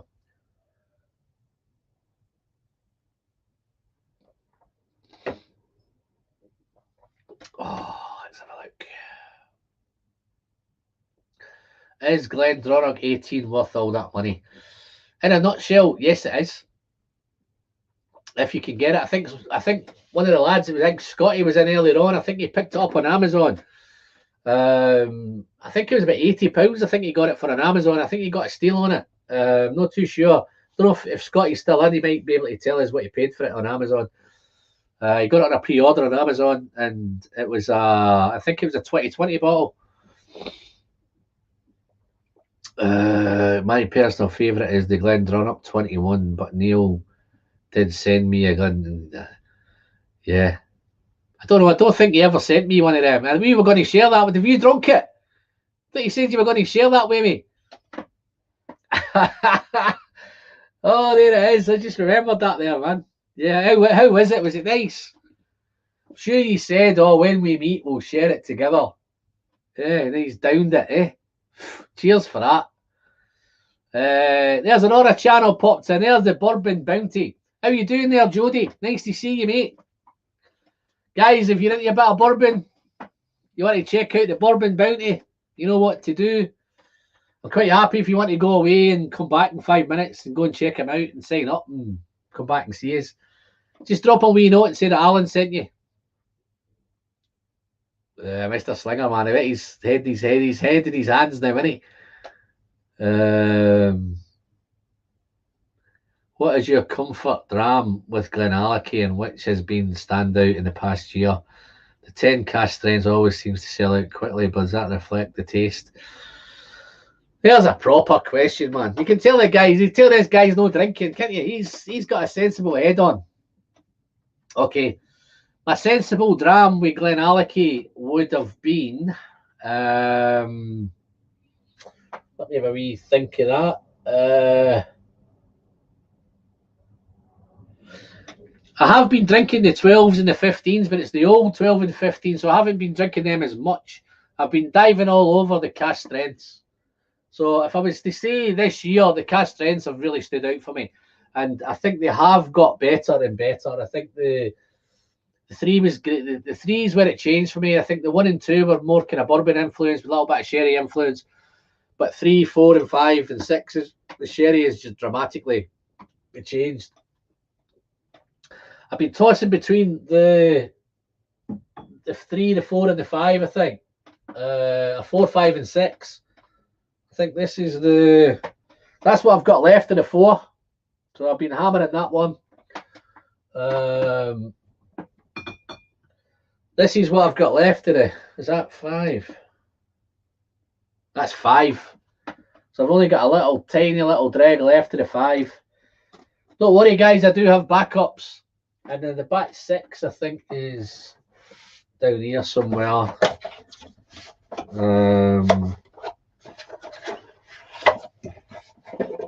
Yeah, back 6. So they're all getting hammered. So I'd probably say now, but now that I've picked up this 12, Alan, I'm really going to spend some time with this 12. I know I'm going to enjoy it. See, I've also picked up that this 14 as well, which you can see I only opened that last night, and I've got stuck into that already. Real nice. I might even have a wee dabble of this one later on. But yeah, so yeah, you can see that I'm loving the 10s. So I think the 10s probably that's probably been my go-to. But if I'd have bought the 12 earlier, and I'm kicking myself that I never bought the 15, so it's one of them. It could have been 10, 12, 15. I've managed to stay away from a lot of the wood finishes. I've bought a couple of them. I've bought the rye ones. I bought the Kovo rye, the 8-year-old, and I've bought the 9-year-old rye wood finish. I've just tackled that wood finish port. So yeah, they're all nice, but I don't think I think there's that many of them to try and pick a favourite. But yeah, the 10 for me is that's definitely done it. And I think yeah, the taste is getting better. I think to get an idea of between the 4, the 5, and the 6, I think the 4 was the one that everybody raved about, but it all kind of changed for this whiskey. As soon as that 4 won that award in America, it just went nuts and everybody snapped it all up and it all went. But I was loving it then anyway. The 5 came out quite quickly after, and that kind of sold out pretty quick as well.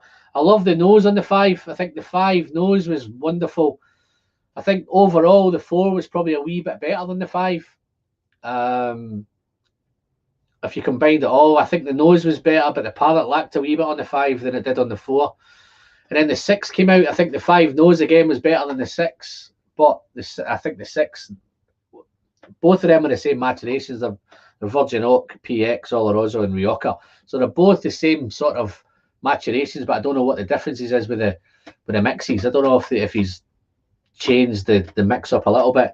On the palate, I'm loving the 6 at the minute. But saying that, I was loving the 5. So I'm loving the 5 and the 6. So I'd be happy to buy any of them. The 5, if I see anything on the shelves, I'll just buy them. But yeah, loving it. So distillery-wise, it seems to be the distillery that I've tackled the most. Don't get me wrong, I've still been buying the other stuff, guys. I've just recently picked up some Ben Nevis, the Ben Nevis 8. I've just picked that one up. I've just picked up, what else have I just got? I've just picked up that handful at the distillery. I've picked up the 14, the 12. So the 14, the 12, couple of 6s. What else have we been buying recently? I think I've got an order in for the Kilkerrans and the Kilkerran 16, the Long Row 18. Long Row 18's coming out. So yeah, Springbank's coming out next week, I think. So you may be. I'd get up nice and early tomorrow, so you might see a wee bit of hustle and bustle tomorrow, maybe. Yeah, Gav's Drams. There you go. I missed that, man. Gav's Drams. Yes, I have a new channel, Gav's Drams. Yeah, guys, is that YouTube? I think it is YouTube. Yeah. So guys, I've not caught on myself, so I'll maybe just see if I can bang in and drop a little sub in a minute. Let's have a look. See if I can find it. Just keep yourselves busy while I sort out Gav.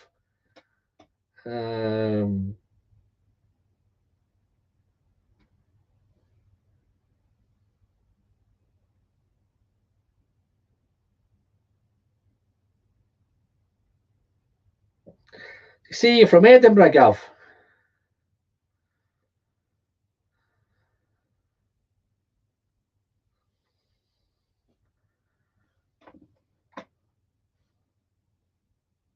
Oh, I missed that there.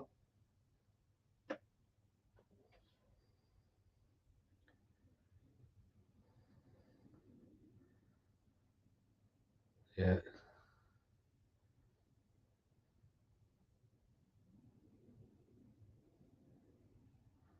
Lots of Gavs, man. Is that what it is, Gav? Gav's drams.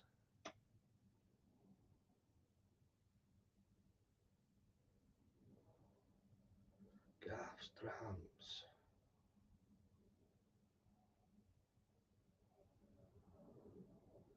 Yeah, I might leave a wee search for it, Gav. I can't seem to find it on here, but I'll check it out, mate. Don't you worry. I'll get signed up by the end of the night, mate. Let's have a look. Let's have a look here. I stopped by Brown-Forman Distillery only long enough to give them the finger. Yeah. No, but they still do some good stuff over there, don't they? That Old Forester. That Old Forester at Brown-Forman. I might be showing my naivety.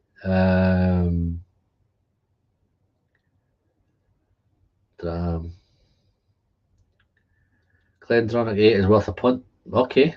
Wow, okay. I'm not dissing them. I also run the forum on Facebook, Independent Whiskey Portlands. No, I'll have a look, mate. I'll definitely check you out. Let me know when you can read out of that. Just in case I have one too many, Gavin, I forget all about you. Gav's drams, eh? So what's your thing, Gavs? What are you? Do you have a profile? Do you have a peaty guy? Are you a sherry guy? Are you a bourbon guy?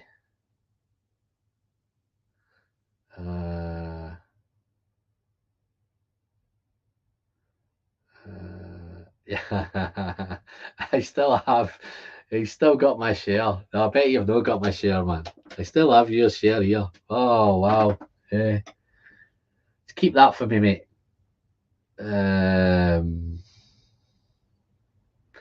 Here we go. Would you spend 128 for the Glendronach 21, 25-year-old, 26-year-old? I think it's worth it.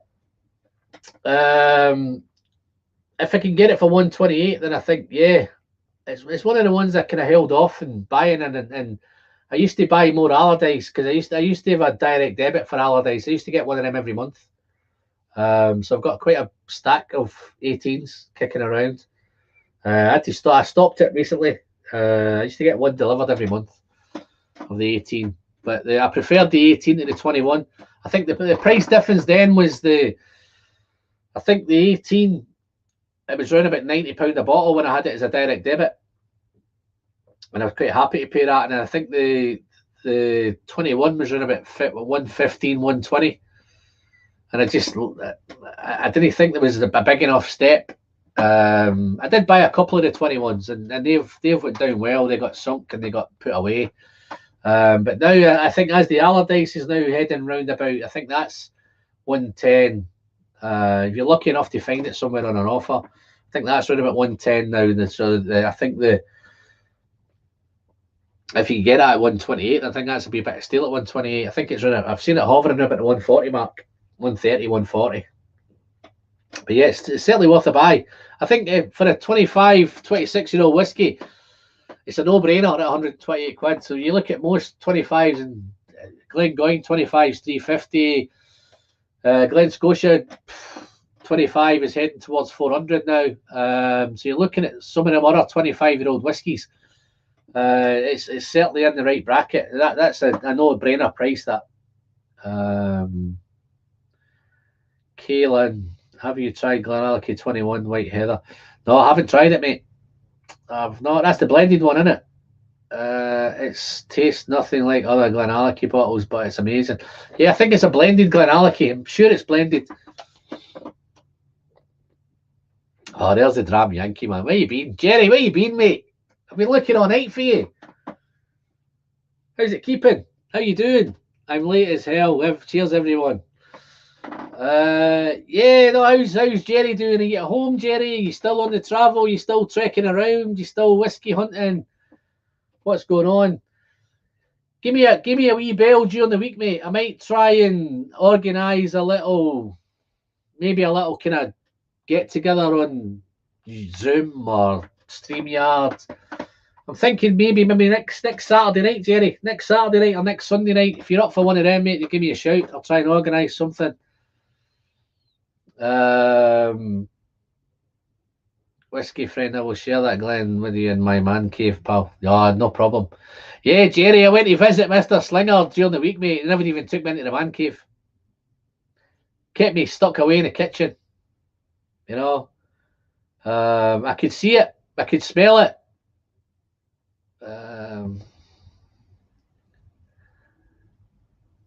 Yeah, no. Yeah, there's a few guys subbed there. I think that they sub into Gav's.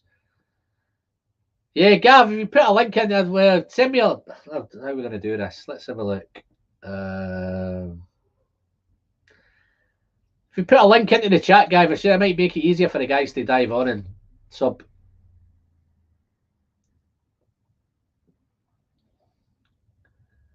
Ah, that's how you done it. All right, let me see if I can do it. I've just put it in Gav's. Let's try this again then. Let's have a look.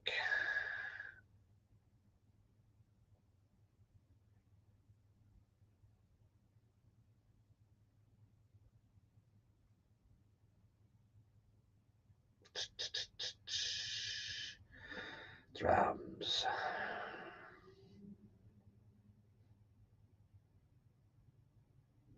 There it is. Wow. I think I might be your 20th subscriber, Gav. Wow, that is early days, man. Fantastic. Guys, let's see if we can get Gav up to 30 subs, man. Come on. I'm sure it said 20 there, didn't it? Is it 20, Gav, yeah? I've not got my reading glasses on, but blind as a bat out here. But yeah, no, I think a few of the guys have subbed already. Search, not reach. I wonder if that's Jody. Jody, put in Gav's with the apostrophe, and I think it was you that said it. It might have been. Yeah, it is. Jody's found you, man. I think some of the guys have subbed. So let's see if we can get Gav up to 30. Got to go, guys. What tomorrow? Neil, it's been great, mate. Thanks for popping in, buddy. Thanks for winning the draw. Yeah, no. Listen. Stranger things have happened, man, on this channel. Don't put me in like that, man. But yeah, no. Cheers, Neil. Cheers, buddy. Guys, anybody who's not subscribed to Neil's channel, man, do us a favour. Go and sub. Listen, sub him and tell him that Alan sent you. You'll hate that, man. Yeah, there's a few subs there, man. I'm your 22nd. So you're getting a few now, Gav. We're going to try and get you to 30, Gav. I forgot to ask. I hope you're sub to mine, Gav. Are you sub to mine?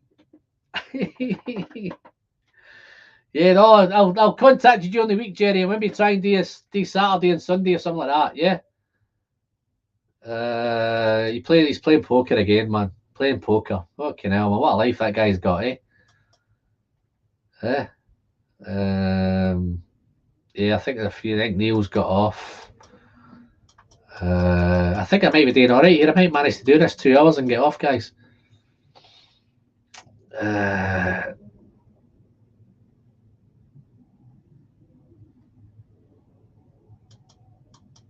Yeah, it's up to. So, Glendronach 15. To say, guys, you've probably all heard the story, but for the new guys in the chat, this was the whiskey that changed my life. Well, this one here was... I was a mad collector, man. I had hundreds of bottles. I had something like 250 bottles in the first 3 months of collecting. That's how mad it was.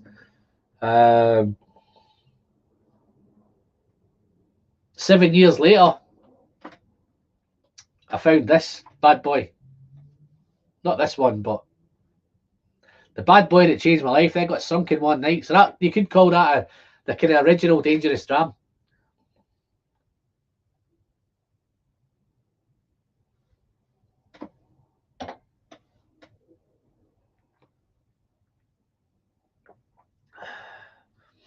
This is still great stuff. I tell you what.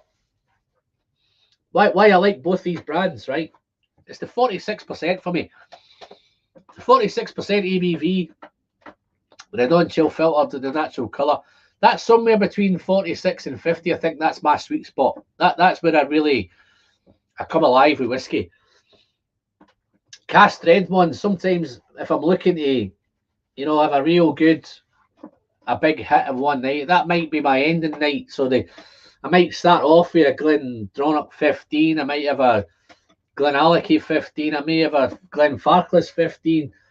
Glendronach 12s. Glenfarclas 12s. These are my kind of everyday drams at the minute. Glen Scotia 15's a massive, massive whiskey in my life. They're my kind of, that's my 46%. That's my kind of comfort zone. But I think to go to that next level and try those big, powerful, big hitting whiskies, have to win whiskey money. Yeah. I'll go halves with you, Jerry. Double up now. I'll go halves with you, mate. Let's have a look. I love the standard bottles from Glendronach, but I think the GA cask strengths outshine the Glendronachs. Got a couple of cask strength ones up here. And I think where I stopped with these. I had all of these at one point. I sold them all. So I had a big clear out a couple of years back. Sent about 150, maybe 200 bottles to auction, and those were in it. And I've since bought these again. I've probably paid a wee bit more this time for these because these were the ones I thought were the best. I've got 1, 4, and 5, and I think they were the 4 best cask strength ones that I had. The new ones, I think they're up to maybe something like 7 or 8 in a minute. I don't think 7 or 8 are the ones. I don't think they're the same cask strengths as these ones were. And I think that might be coinciding with Billy going, just maybe it's my thinking, but the 7s and 8s don't seem to be the same. But I've got Gav's popped in. Super chat. Where you been, Gav? I meant to give you a mention early, mate. I'm going to send you a parcel up tomorrow, mate. So have a wee look at Tuesday or Wednesday for it. I'm going to put some nice stuff in there for you, mate. So I've been buying some stuff while I've been away as well. So see if I can make it 3 times in a row, eh? Mamma mia. Gav, what you doing to me, man? This looks like a stitch up. Gav's one of my top Patreons, man. He's the guy that's lining up and he's looking after me and he's keeping the channel going. He's helping me upgrade my equipment. He's helping me buying all this whiskey. I'm just loving sharing it back. So thank you very much again, Gav. Super generous, mate. You do too much, but got a couple of top guys in a minute. I think DJ Beacon's another one. A couple of great guys. Certainly looking after the channel, guys. I know if you're into Patreon or you're not into Patreon, guys, go and have a look at the page. If you want to support the channel, then fantastic. That'd be great. But there's a couple of great guys in the chat in a minute. James Morgan's popped in. How you doing, James? There's another. He's Gav's Dram subbed +1. There's another one there, Gav. What are we up to in a minute, Gav? I've been sitting quietly, staying dry tonight. Oh, Gav, man, you're missing some great stuff. You're missing some Glendronach 15, and there's a couple of nice Glenallachie still to come. I think my 2-hour window's ready to pass, guys. I think I might be pushing that one out a wee bit. I think I was planning to maybe finish it after 2 hours, but I might need to go to 3. Unless you want me to finish at 2. What do you think, guys? Have you had enough? Pub kicked me out. I'm fine, thanks, Alan. No, nice to see you, buddy. Is it that time, is it? Kicking out time? Yeah, all right, it is, yeah. My missus might be banging on the window shortly saying, come on, keep the neighbours awake.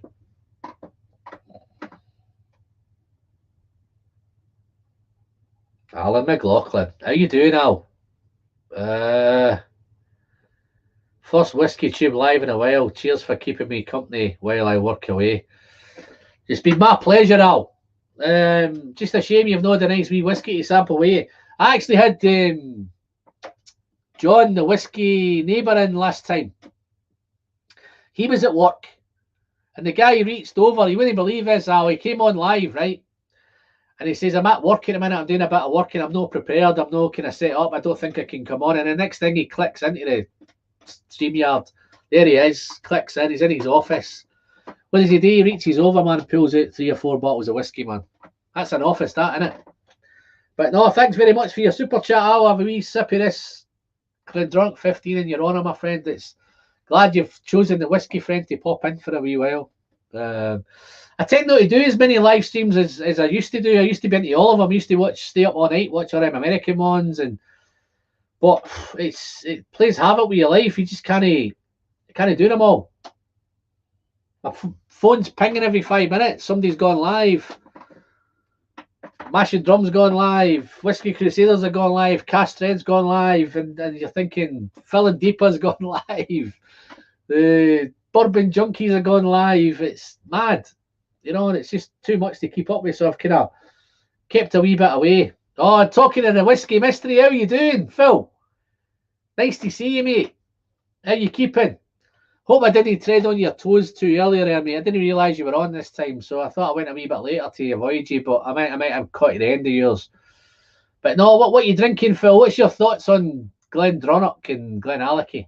I don't know if you've had much to do with Glenallachie over there, mate. I'm not going to tell anybody to go and subscribe to Whiskey Mystery because probably everybody in the channel is already subscribed to the Whiskey Mystery. If you're not, what are you doing, man? Stop watching me right now and flick over and give him a sub. Let's have a look.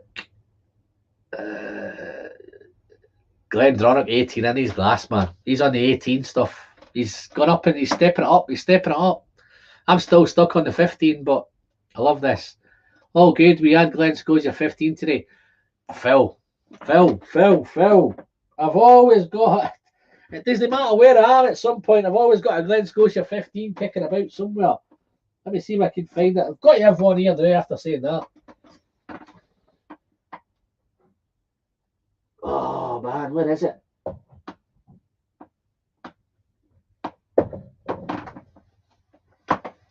I tidied up earlier, man. I had a wee bit of tidy up as well. So there's definitely one here somewhere. Oh. Well, I've definitely got the box here. I can't find where the bottle is. But no, I love that. That's probably... that dram's been with me from the very, very beginning, Phil. Glen Scotia 15 and Kilkerran 12. They're the two that have been all the way along. I've lost count of how many bottles. I've usually always got one handy. I'm sure there's one here somewhere. Because I'm just about to replace it. Oh, look.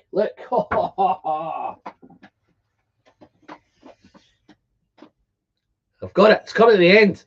I might even pour one of these next, just because it's Glen Scotia 15.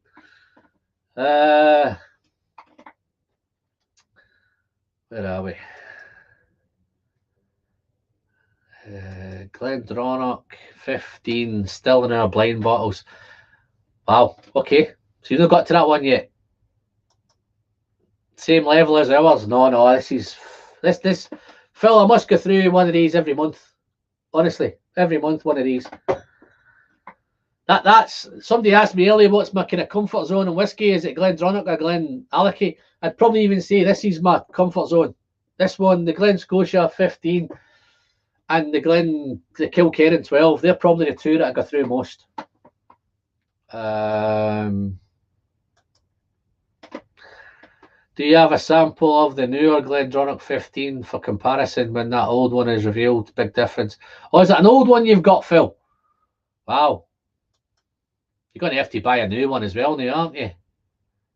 Not only the old. No, you're going to have to buy a new one, Phil, to compare these, man. Because I think the one you've got is just Oloroso. So the new one's PX and Oloroso. Wow. Wow, okay.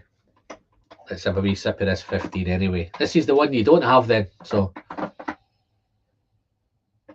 I like how floral they are. They've got a really, really nice floral nose.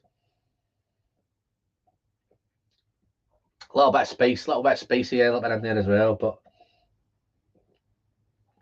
There we go. Glendronach is a great dram. Used that recently to ease my father-in-law into peat. He loved it. Yeah, but there's hardly any peat in it, Alan. That's minimal peat that you're ever going to find. Sometimes you get it, sometimes you don't. Yeah, Oloroso only. So listen, Phil, you've probably heard this before, mate, but that's the whiskey that changed my life, man. This bottle right here. That's the Oloroso one there. That changed my life. I was into whiskey for 7 years without drinking a drop of it until I picked one of them up at auction. I should have had it shipped. I collected it when I was visiting a load of guys for the weekend, and guess where that ended up? Oh, I know. I have to ease them in gently. Listen, you're lucky if you even smelt any peat in that, man. I tasted it. It's nowhere near it, man. It's tiny, tiny little. But let's get rid of this one.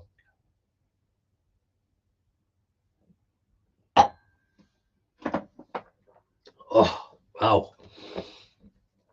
Such a shame. Such a shame, man. Whiskey Nose, how's it going, mate? Ah, you guys are popping in, aren't you? Where are we going? I've lost that. Where did I lose it? Where have I lost it? Oh, there we go. There it is. Whiskey Nose. How are you doing there, mate? Nice to see you. Thanks for dropping by. Not a bourbon guy? Any of you bourbon guys in the channel want to get a top-notch bourbon reviews? This is your man, Whiskey Nose. He knows whiskey. But if you notice, guys, it's whiskey with an E. It's not whiskey with a Y. But yeah, you know what to do, guys. If you want to go and leave the stream and go and chat and sign up, and I'm happy to do all that, mate. Just make sure you drop a wee note in saying Alan sent me. Sure you'll love it. What's this one? Just great. Just got home from 4 days in Kentucky. Wow. So everybody seems to be out and about on the whiskey trails at the minute.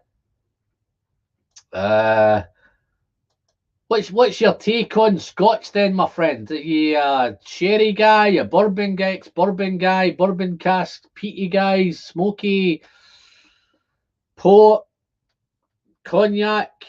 What's your tipple? What have you had with in regards with kind of Scotch? What's your kind of journey with that way? Wow, 33 still in, man. I can't believe we've still got 33 after this, man. I thought this was going to be a quiet night and I'd get on with it. Need to do a Glenallachie then, eh? Let's have a look. Where have I gone, Mark? Glenallachie. We're doing the Beast. Is it too early for the Beast? I've been saving a bit of the Beast here, mate. Look. Saving it for a special occasion. Okay, let's do the 10 batch 6.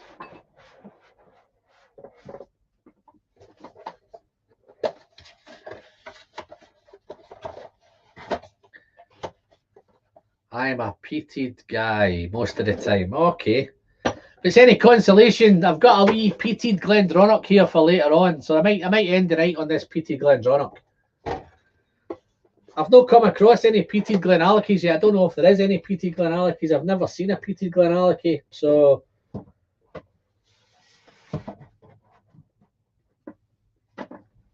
let's do a bit of batch 6.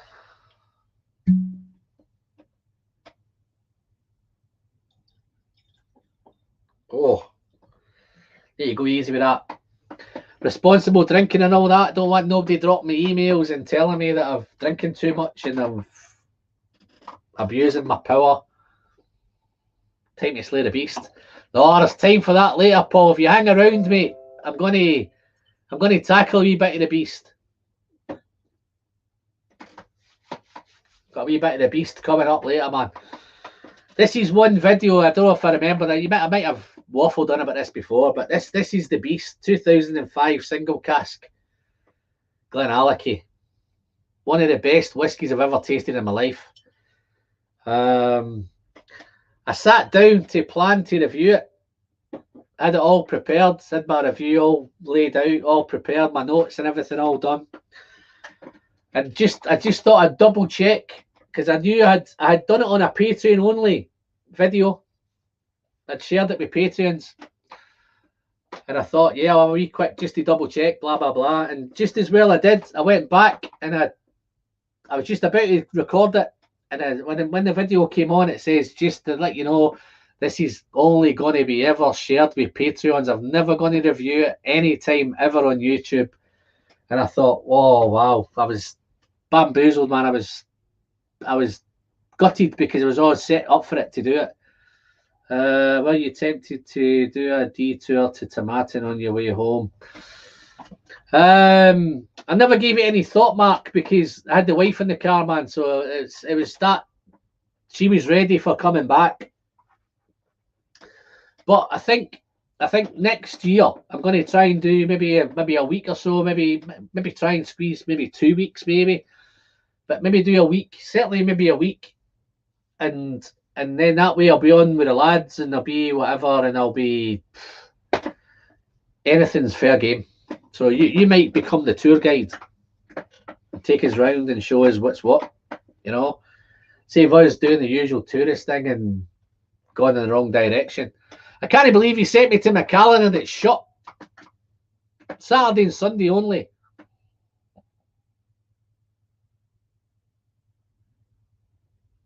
Heated.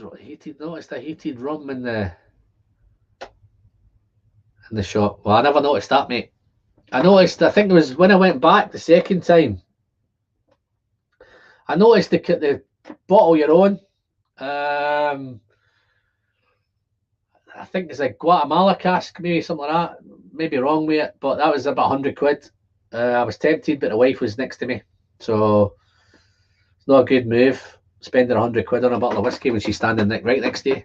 That's like rubbing it in her face. So I managed to pick up the 10-year-old batch 6. I managed to pick up, she bought me the 12, so I managed to get her to dip her hand in her pocket. She picked that up. I think they had the 15 there, the 12 there. I think they had a couple of the wood finishes. And then when I went back a couple of days later, the 14 had gone. I thought I'd missed the 14. I went back to buy the 14. It was gone. They stuck an 11-year. Is it 11? Is the one you're talking about 11? They had an 11-year-old. I think it was another one of the wood finishes up there in this place.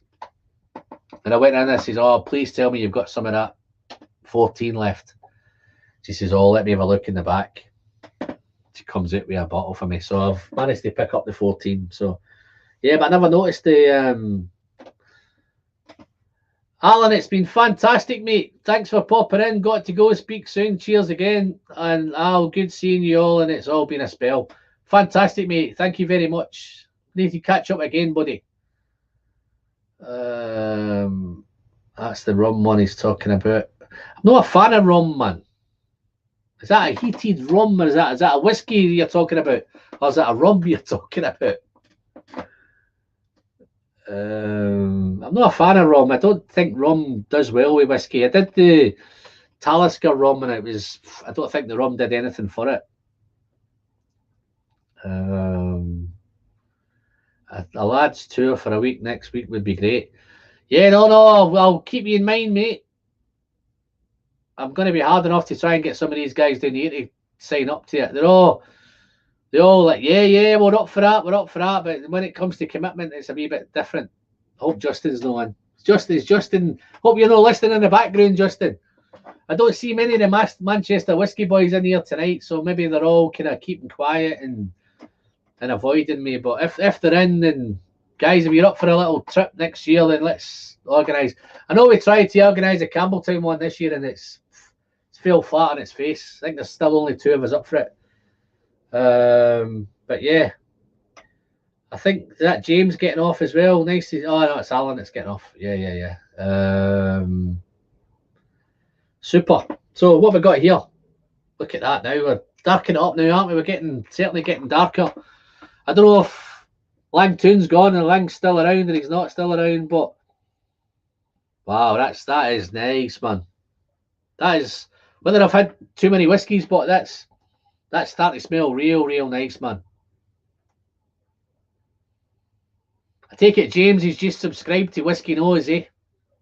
That must be the only reason he's a legend, man. Just pick me up in Glasgow. Yeah. Oh, that might have another tour guide then. You could be Mark's assistant in the tour guide situation, man, seeing you're up the Scottish end.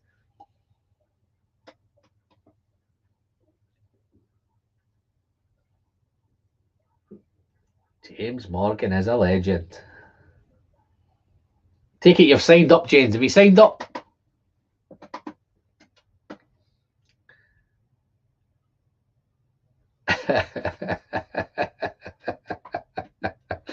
Yeah. But you know what these Americans are like, James? They're all over the top, mate. It's just an American thing. Wonder how the Dram Yankees getting on at poker. Are you winning, Jerry? Let's just give you a thumbs up if you're winning, mate.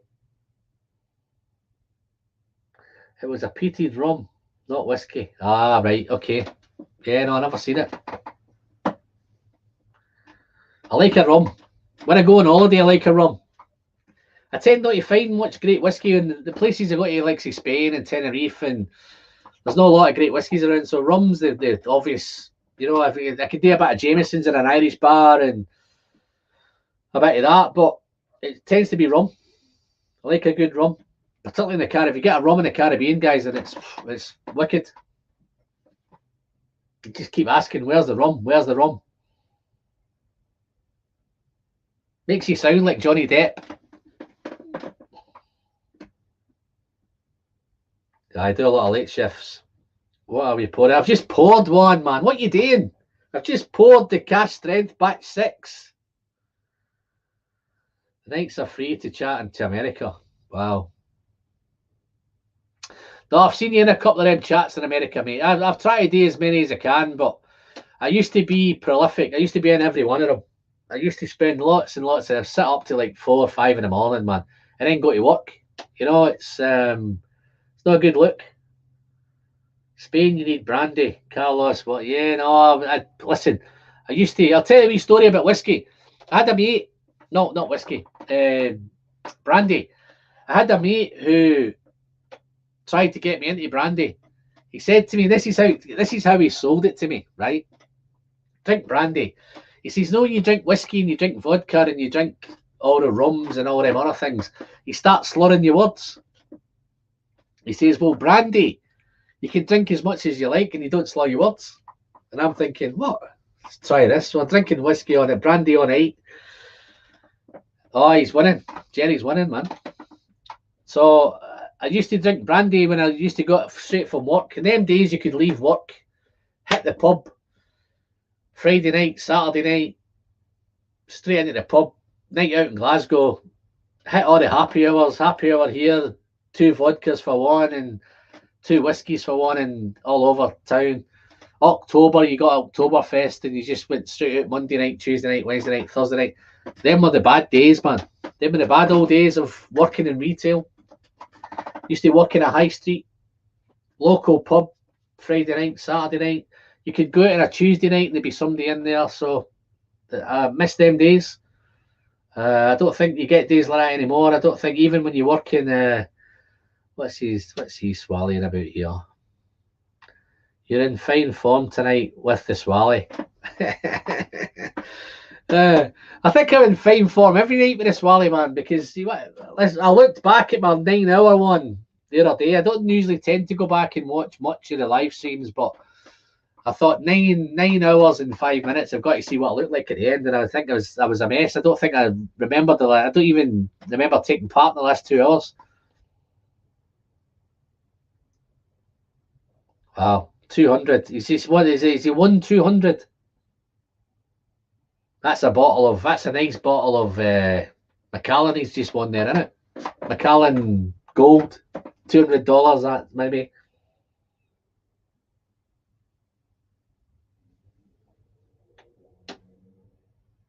Yeah, it was great to see me, man, but he still kept me out of the man cave.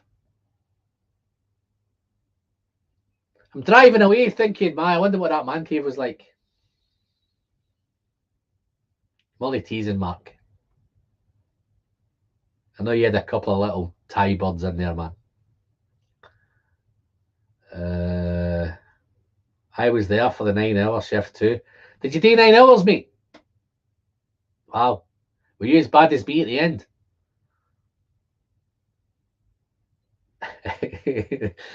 Whiskey fan, heck, I don't remember much of the 9th hour and don't drink nearly as much.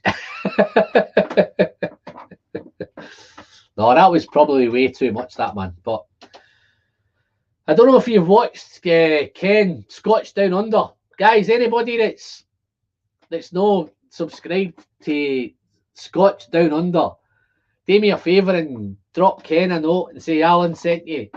Because Ken does lots of live streams, man. He was just on today. I think he was on for like something like 6 hours today.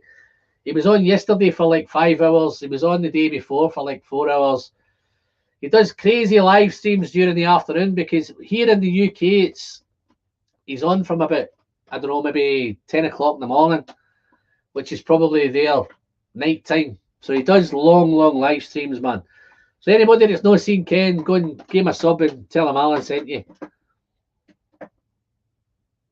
Oh, this is now we're starting to get. This is where Glenallachie for me is changing. It's starting to get darker and big raisin notes, big fudgy notes. Treacle, dark treacle, dark toffee, sticky toffee. But at the same time, it's not as quite as floral as some of the others are. It's a wee bit more dense, a wee bit more dark, a wee bit more kind of dunnage. Wow. Where are we going? Seriously, Alan, buy a bottle of Carlos 1 Imperial XO brandy. It's from Jerez, aged in sherry cask. Wow, okay, let me make a note. How much am I going to pay for that, mate? What's one of them bottles coming out at? Carlos 1 XO brandy.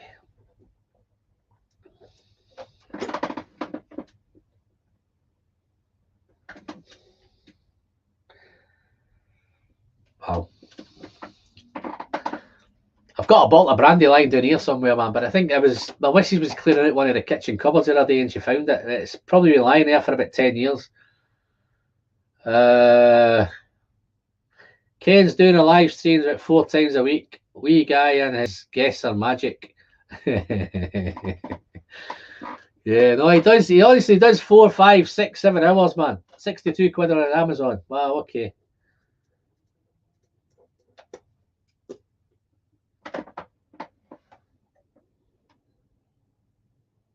See, this is even getting quite nice on the nose, but I think I preferred, if I remember back, I prepared 5. 5's been the best nose of all of them.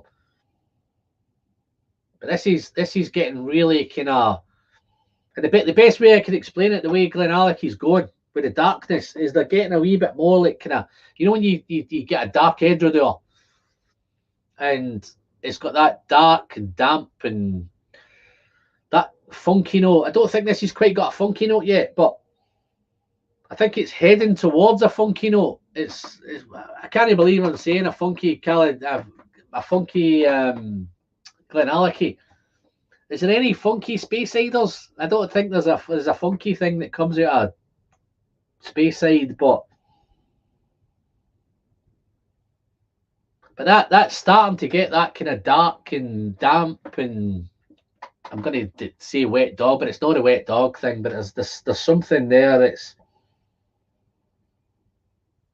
maybe a little bit off, but the taste is awesome. This is where I think the difference between the 5 and the 6 is, I think the Glendronach a bit funky. Yeah, you're right there, mate. I tried to get to Glendronach last week as well, man, and I couldn't get there. I was actually trying to book into the Glendronach hotel, and my missus didn't quite fancy it. So that's where that went. Took a twist. I ended up staying in Elgin with this beautiful big country home and big fancy turrets and moats and all that kind of stuff. Beautiful, beautiful. Don't get me wrong, guys, it's a fantastic hotel. The missus loved the hotel. I think if I went to the Glendronach hotel, I actually looked at, what was the other one I looked at? I looked at another one next to it. The Highlander bar. I looked at the Highlander. I think it was there's a Highlander bar got a hotel. There's one of them there's a couple of them I looked at the hotels, and she didn't quite fancy it, but this is getting a wee bit funky.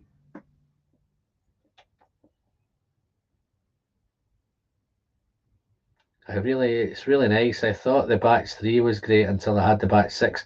See, I preferred the 3 for me was all right. The 4's where it started to get interesting for me, like it did for everybody else. The 5 then came along super quick. I couldn't believe the distance between the 4 and the 5. It was like the 4 had just come out and then the 5 had come out. It seems like the 6 as well. It looks like the 6 is just out as well. So you're looking like Billy Walker's been around for like 4 years, and we're at batch 6 already. So they seem to be coming out thick and fast. But I love how dark this is getting and how kind of funky it's getting. Big raisins, big prunes, big dark fruits. Once you really get, if you leave it a wee bit of time, I've just poured this, guys, but if you leave this for about an hour or so, all those red berries come out, dark berries, berry fruit come out. It gets really fruity after a bit. Oh, I don't know. I think Mark Slinger's your man to ask that, Phil. Mark, does Glendronach have a visitor centre? I don't think it does, you know. I think I've seen some things on Facebook today where the guys. Oh, funky. Oh, I don't know if Glendronach's got a funky. I think Glendronach's just nice. That's just kind of that would be my entry to smoke. Glendronach. That's where if I was getting somebody on to smoke for the first time, then that's where I'd send them to Glendronach. Glendronach 10. Awesome. But who's managed to get a hold of themselves some batch 6 Glenallachie cast strength 10?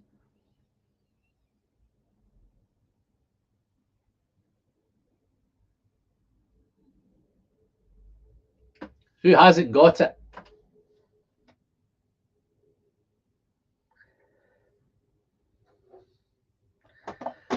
Anybody that's not tried it and wants to try it, if you drop your into the comments if you want to try it, I'll maybe try and get your sample out to you.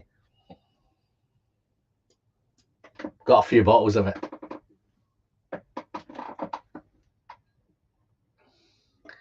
Cheers, Mark.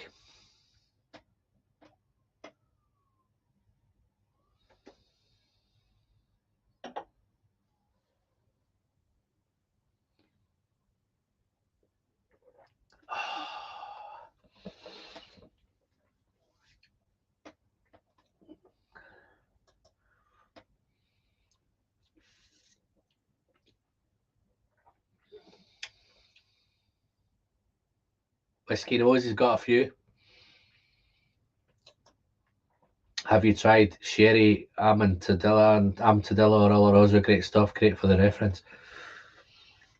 I've tried a couple. I think I've done a Deanston Amtalado. I've done and funny enough, I think I've done a La Jig. The craziest thing. Let's see if I can find it here. I'm sure I've done a La Jig Amtalado. Bet I've said that all wrong. Let's see if I can find it.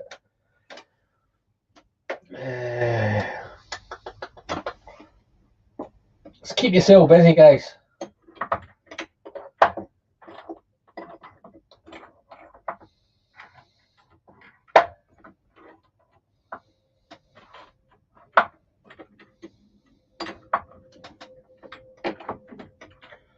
Sure, I've done it.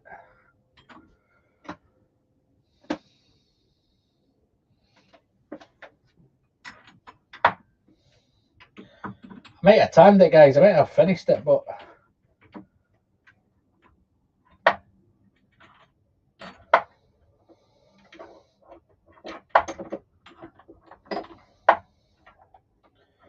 I've got absolutely hundreds of them here.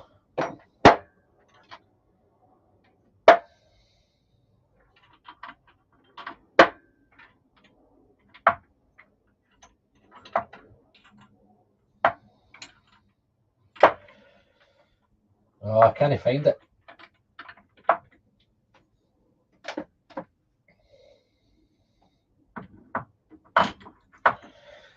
Yeah, no, I've done it.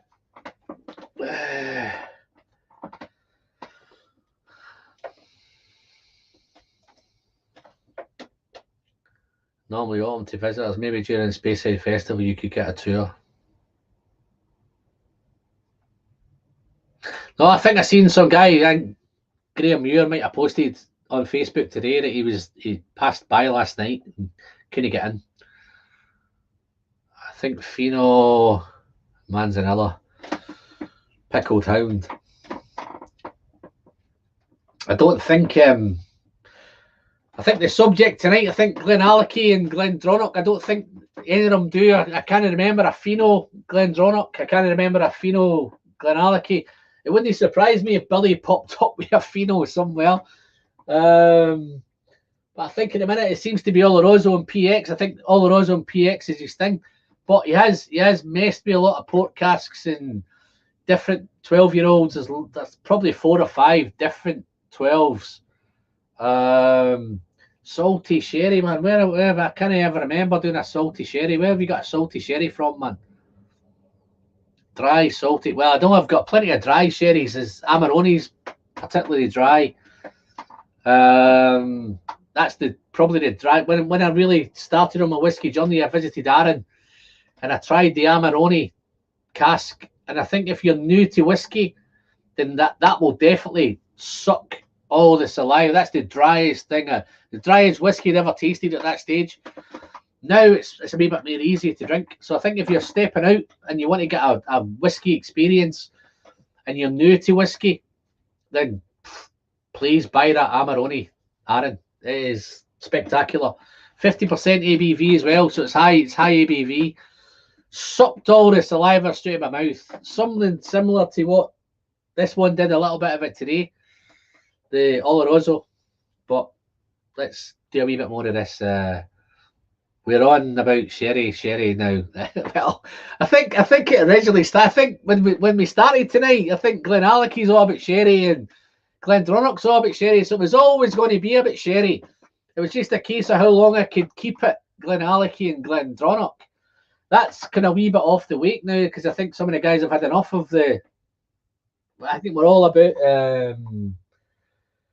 I've got a wee peated Glendronach I've saved for later. I'm going to save a wee bit of peat for later. I want to finish on a wee bit of peating out because I know there's some peaty heads out there.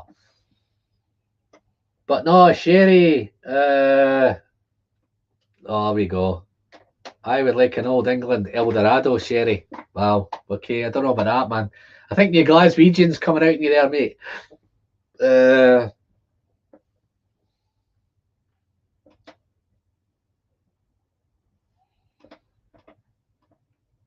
I think I have a sample kicking about. Let me see if I can find this sample, guys. I've got a sample somewhere. Really, really interesting sample. Let me. I should have planned this because I think it's going to be tough to find it. Let's have a look.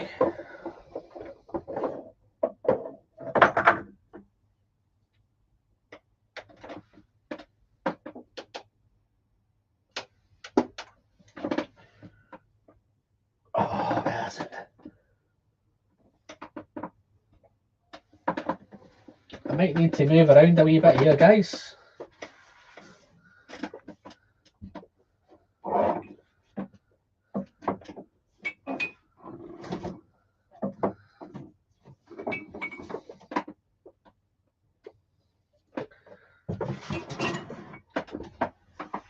This was sent to me from Neil with the Whiskey Trials. It's just a shame Neil's gone. But this is a 30-year-old sherry Oloroso with PX. So this is just Oloroso and PX sherry, and it's proofed at 20.5. But look, just look how dark that is. That is your actual sherry, and it just smells. This smells a wee bit like Graham's Eldorado. It's real. This is just fruits. This is black grape. All sorts of berries. This is like Ribena.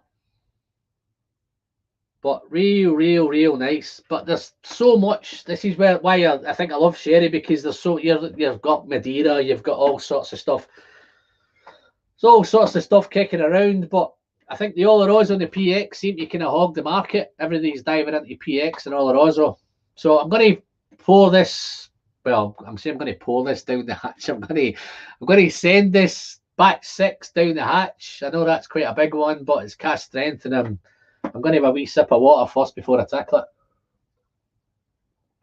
it, just to balance things out, just to keep everything responsible. Of course, don't want no dodgy text messages or emails telling me that I'm overindulging. I wouldn't mind, but I'm dry all week. I only saved myself for these. You're right, Mark. It is delicious, mate. Lovely. Here we go. Look, here's the Glaswegian kicking in. Aye, memories of teenage years with Eldorado and Old England. I was in Old England. Old England's probably after my time. I tell you what it was in my time. My time was Eldorado. Then I moved on to kind of the cider, the White Lightning side, the White Lightning. And what got me was the 2020. Wow, 2020. That was the kind of teenage years for me, man. Diamond Whites, 2020. I was on the posh stuff at the 2020. Wow. Phil, have you managed to get a hold of any batch 6 over there in the States? Batch 5, 4s. How's Glenallachie doing over there in the States, California? Is it? Can you get a hold of it? Is it arrived over there? Ah, Jerry's back home. I wonder if he's back a winner. What you pouring, Jerry?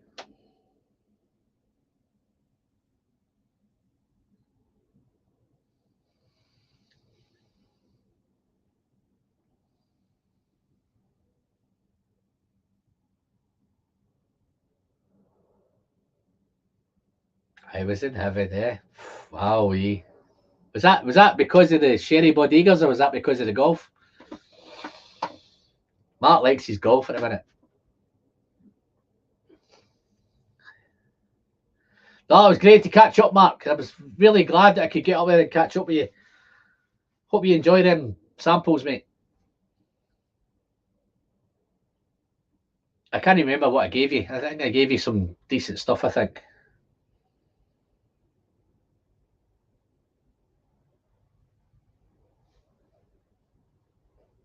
What is that? What's Jerry saying?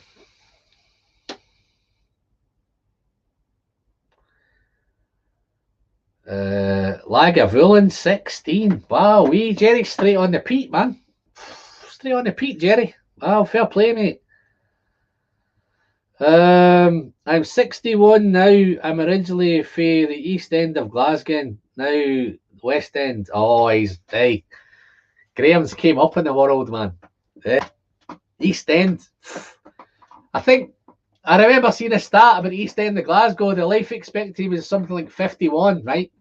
I think Syria had a higher life expectancy than the East End of Glasgow, particularly in Jerry's time. But he's moved to the posh West End, man. Wow, Jerry, how are you living the way? Are you fitting into the West End? Are you kind of still jumping around with your mask on and all that? Batch 510 here, $90. That's probably a wee bit more than we pay here. I think, to be fair, it came out here, it was about 55 to 60. So I don't think you're a million miles away. I think you guys are the ones that caused all the problems with this, because the San Francisco World Awards gave it best whiskey in the world. So I think if you're paying a wee bit more for it, then that's only deserved because of that award. Excuse me. Time for a water. I'm going to finish off this Glenallachie, and then I'm going to do a couple more. I'm going to do the 14 Oloroso. Did Bart pop in? No, Bart never popped in tonight, mate. None of them have popped in tonight. Bart or Gabe or Justin or none of them. Tim, nobody. They've left me to it on my own. They've left me in the lurch. None of them showed up.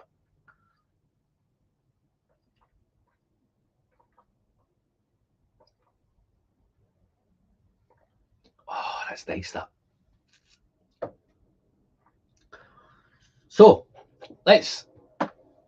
Yeah, I know. Tell me about it. My own group, and none of them are here. Ah, this is so nice. This is getting better.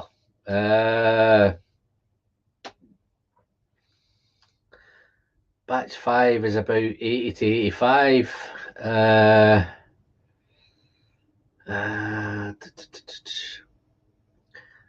Glad you found me. We do live in the sticks. No, it was easy enough, man. Sat-nav's great, mate.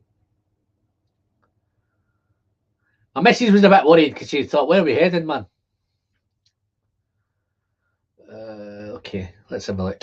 You're right, the life expectancy was about 78 in the West End. Yeah, it was 50 fucking 51 or something in the East End.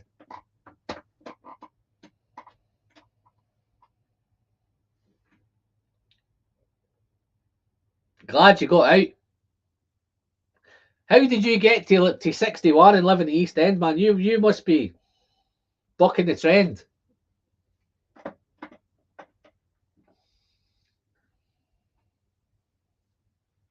Manzanilla.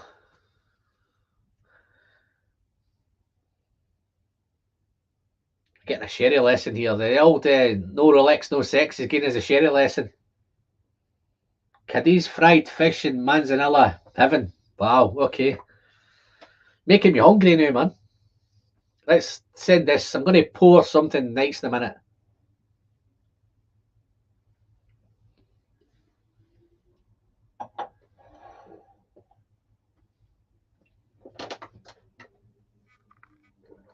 Oh, wow. That's so nice, man. So nice. Spicy, fruity, dry, sticky. Real nice. Wow. I'm going to go to... I've got 2 left. I'm going to do 2 more.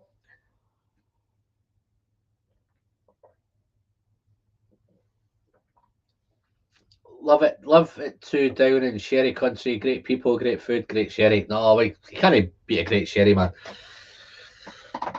Right, anyway, 14. You're not seeing thing, guys. This is not a 10. It looks like the 10. The box is like the 10. Oh, that just squeezed in there, I think.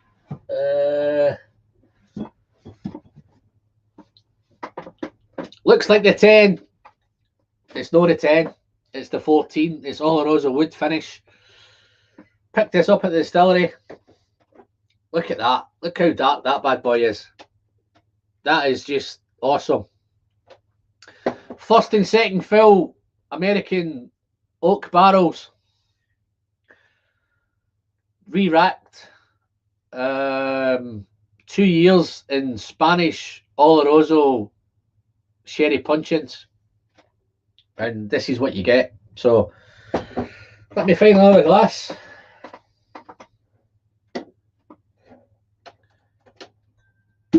Oh.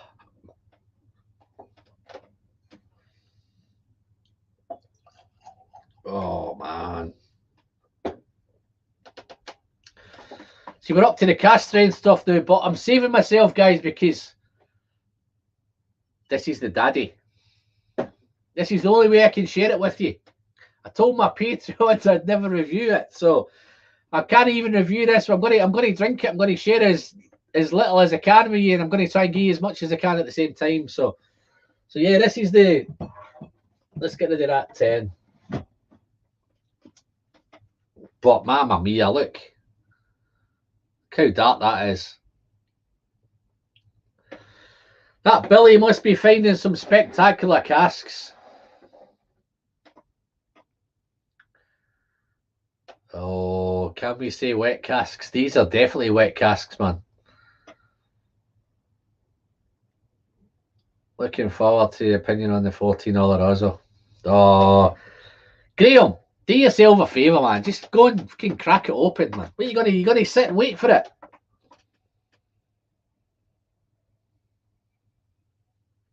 This again, when I poured it, I did a review of this today, guys. I filmed it, recorded it.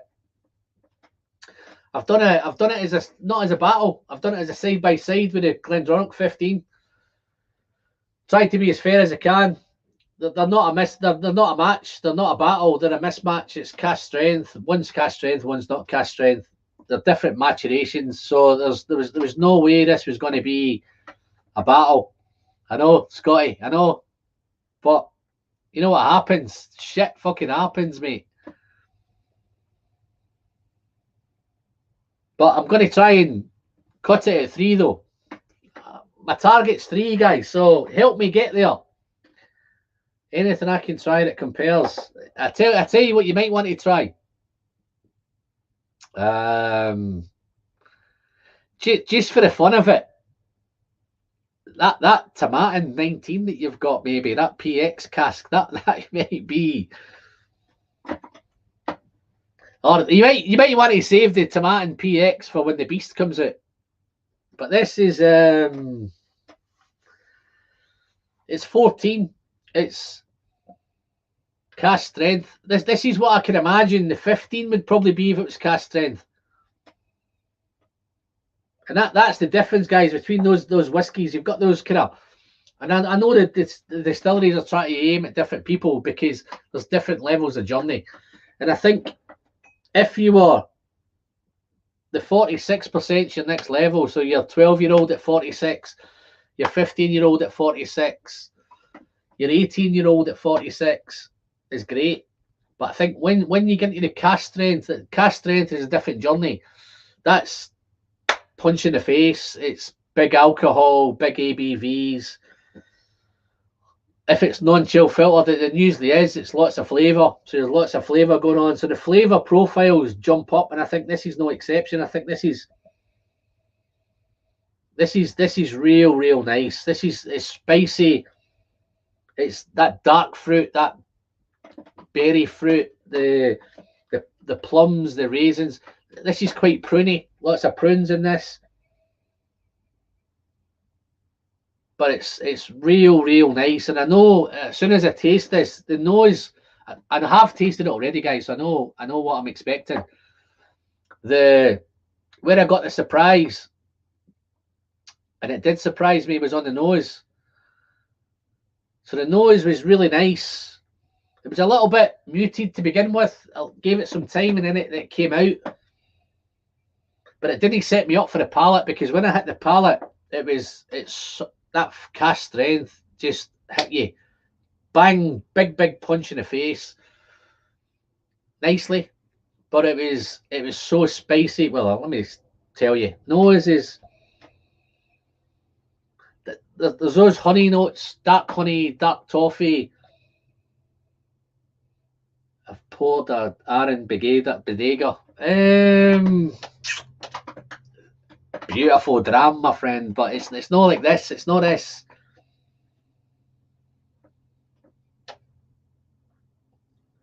That's one of my favourites this year, to be fair, the Bodega.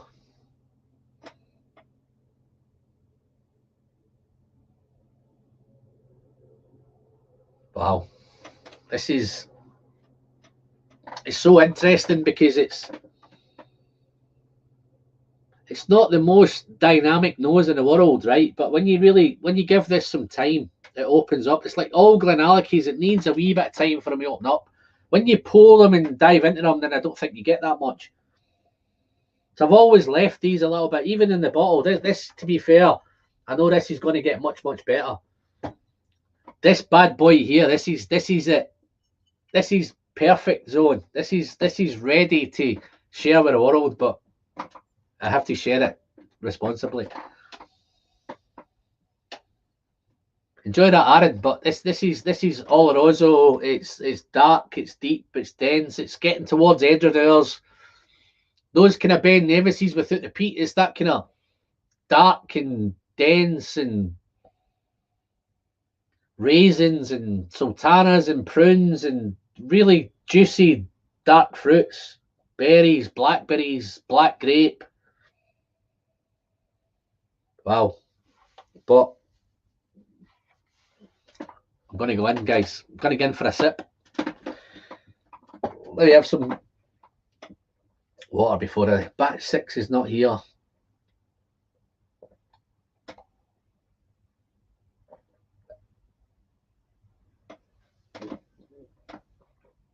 Gary, when that arrives, man, make sure you find some.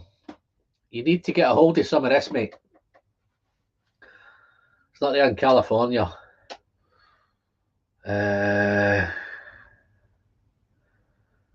What's this? Glenallachie. What I tell you what impressed me more about Glenallachie is when I turned off the main road, or the only road. When I turned off the road, it says my sat nav turned up and it says turn left, right? And as I turned off, and I could see the distillery, and it says in half a mile you'll have reached your destination. So I'm thinking, right, so I've gone down this road for half a mile, and all I can see is warehouse after warehouse after warehouse after warehouse. The place is absolutely massive, right? And I understand if you're talking to you that Glenmoray is something similar. When I drove to Glenmoray, I actually didn't walk. I got in the car, I dumped my missus, I says, listen, what are you doing? She said, I'm going to get to town, I'm going to buy some pyjamas and bits and bobs. I said, well, while you do that, I'm going to nick into this distillery is only around the corner. So I jumped in the car and I'm driving there, and I take a left and I'm driving to the hospital. And I'm thinking, oh, where's this distillery? Take a right, down the bottom of the road. And when I get to the very, very end of the road, it just opened out and it was massive.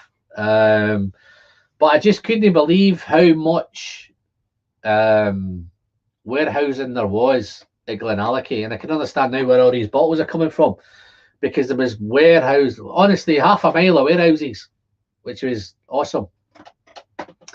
Looks pretty from the front. The little brook on the front would look really, really nice. I took some pictures. They may pop up in some videos later on, but Paul M's going to join you on the R&A Bodega. I would join you, but I don't have one here. But I'm going to enjoy this Oloroso 14.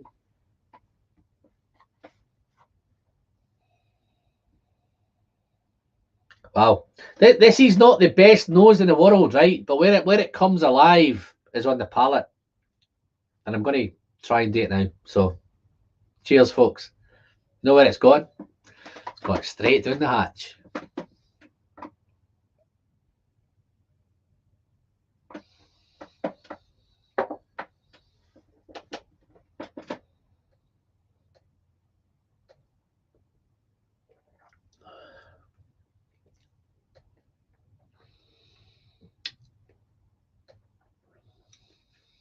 Wow.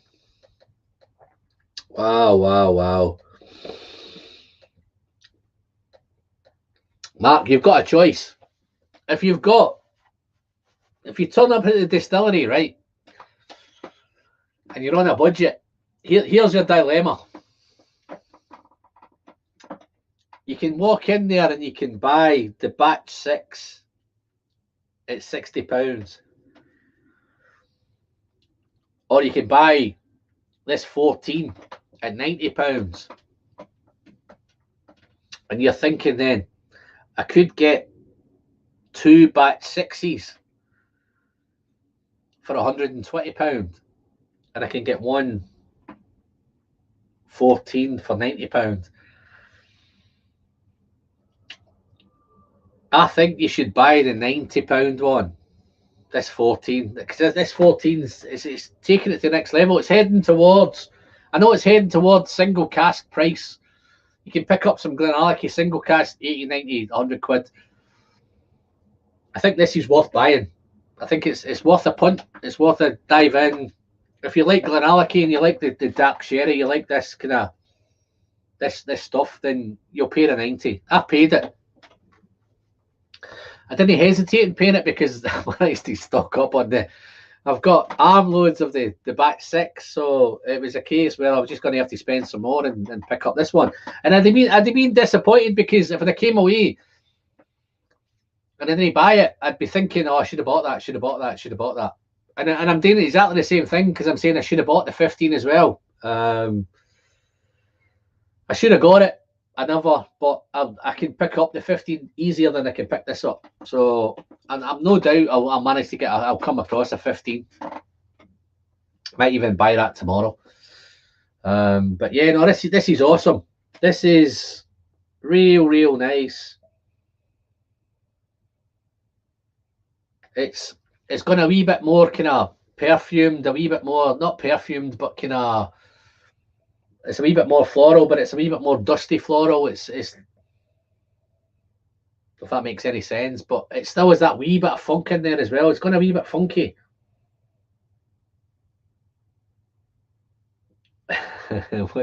Which replay did you watch this morning? I watched the replay this morning. I don't know. Let me see if I can catch what.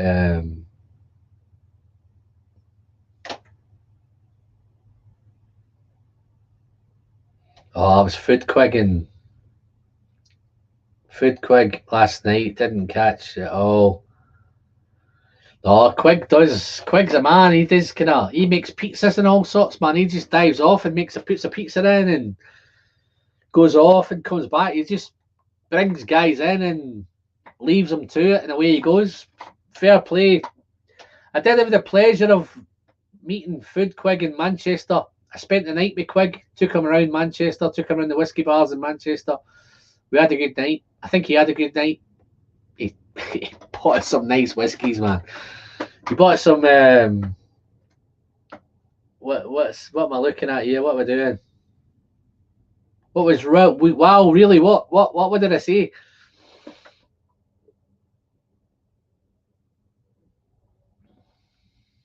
Is that the Food Quig story? Must be the Food Quig story. Yeah, no, Food Quig came to the UK. I'd like to think he stopped off in Manchester just to meet me. We arranged to meet up. I met him in the whiskey shop with the Whiskey Wednesday. Phil had a couple of drams in there, had some photographs, a wee bit of video and stuff in the whiskey shop.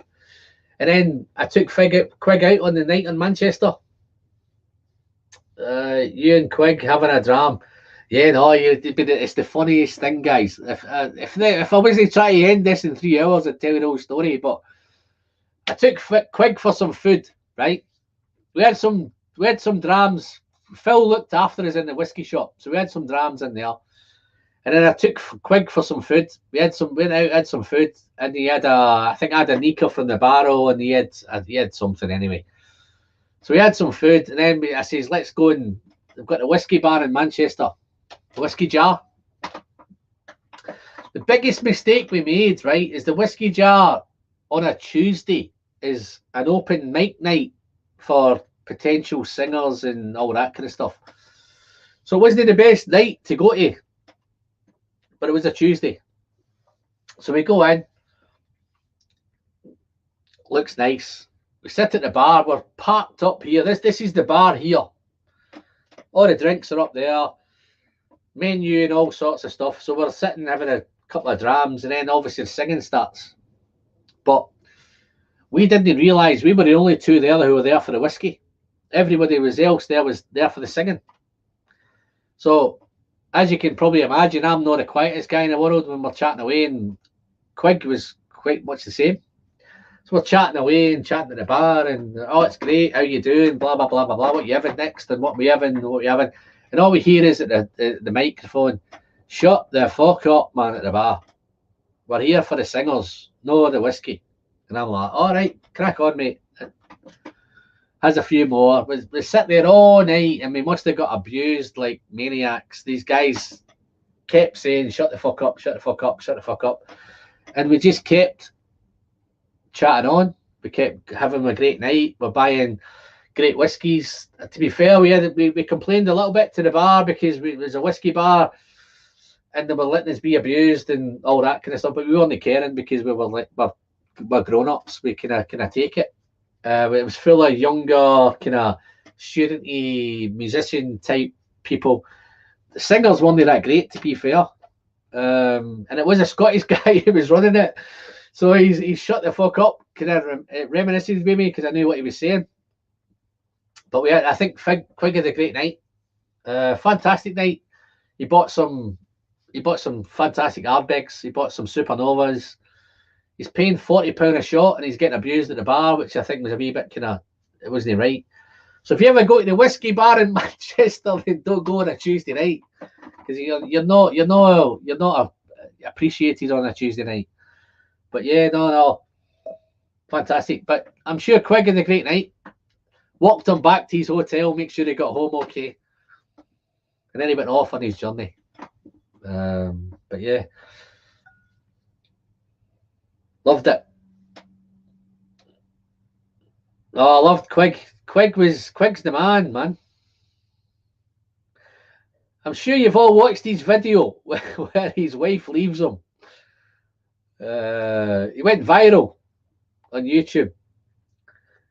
Just to give you an idea, Quig went from 12 years on YouTube, and he had just over 1,200 subscribers in 12 years. And then his video went viral, his wife leaving him, and he had like 12,000 in a week.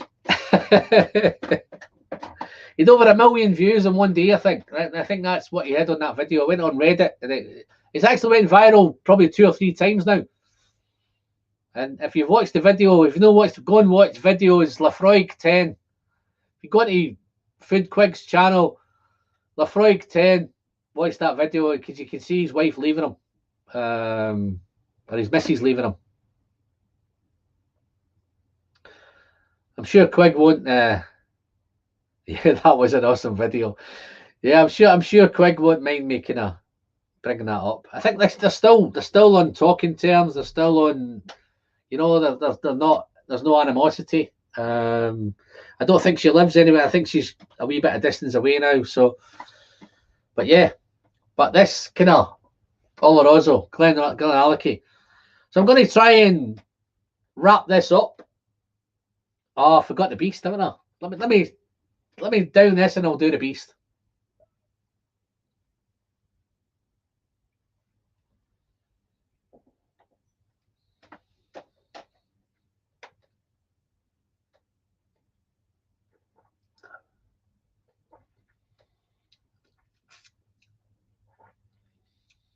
Wow.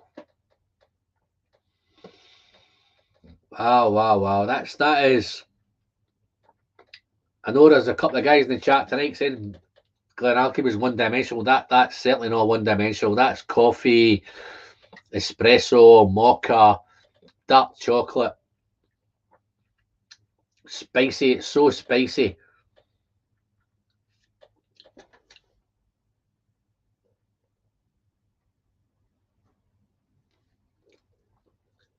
They took the pea treating to like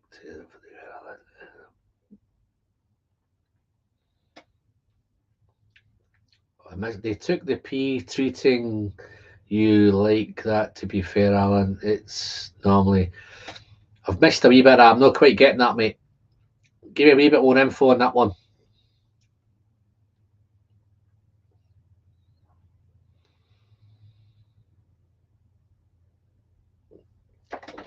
Wow.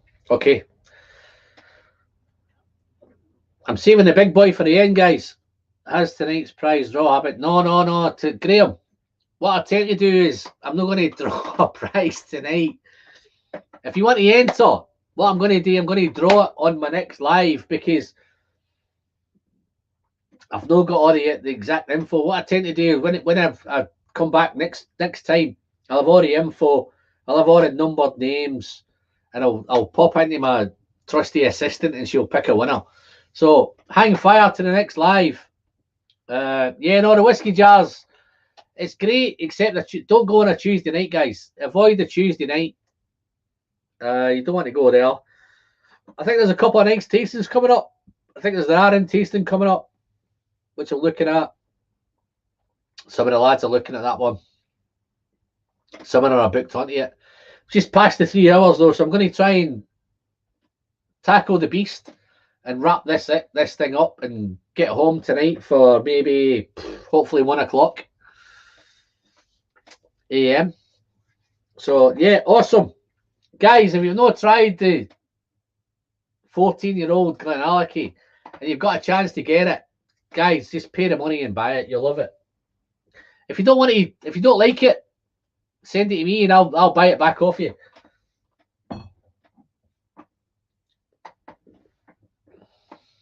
Well, I definitely need some water to tackle this bad boy coming up.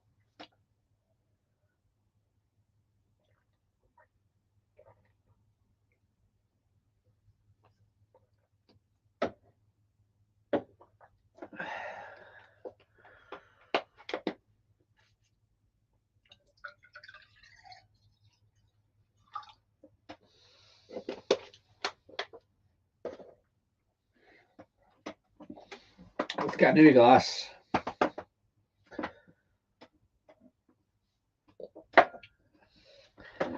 Guys, this is the beast. This is probably one of the best. It's top 5 best whiskies I've ever tasted. And yes, it's a Glenallachie. Listen, just to let you know, one of the other ones in the top 5 was also a Glendronach. So, and just for numbers, there was a Glengoyne in there as well. So you probably imagine what they are, but look at that. That for me is just incredible. So dark. This is I'm going to give you info on this one, guys. This is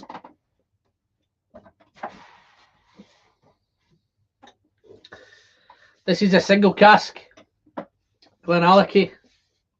You need to pick these up at auction now. They're pretty much, they're all sold out. But this is 2005 single cask.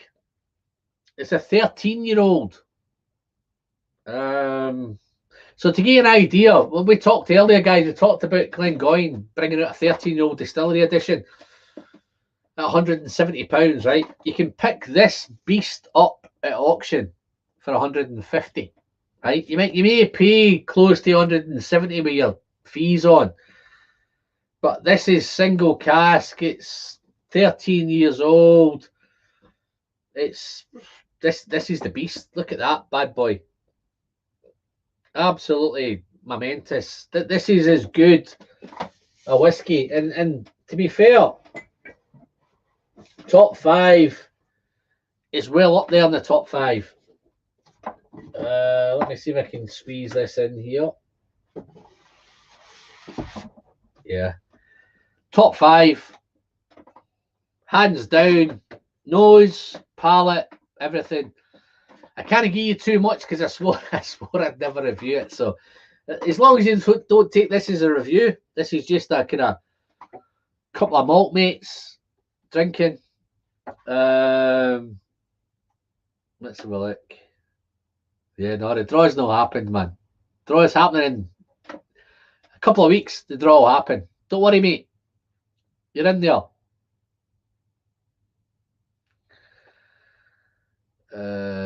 Yeah, 30th of September, Aaron, whiskey jar. Are you going there, mate? Are you attending that one? I'm behind. I think I'm behind again. I assumed your hut was in the garden. It is in the garden, man. My hut is in the garden. I think my hut's a wee bit further away from your house than yours is.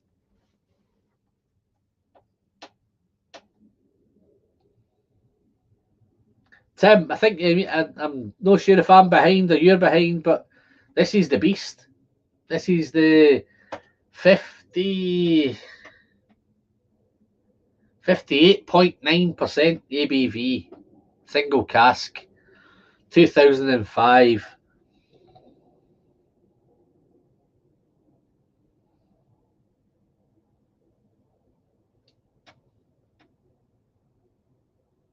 Keep that to yourself, Jerry, man. I'm trying not to get... You're making me hungry already. I'm trying to be sensible here. I'm trying to be kind of on the ball. But this is so nice, so dark, so dense.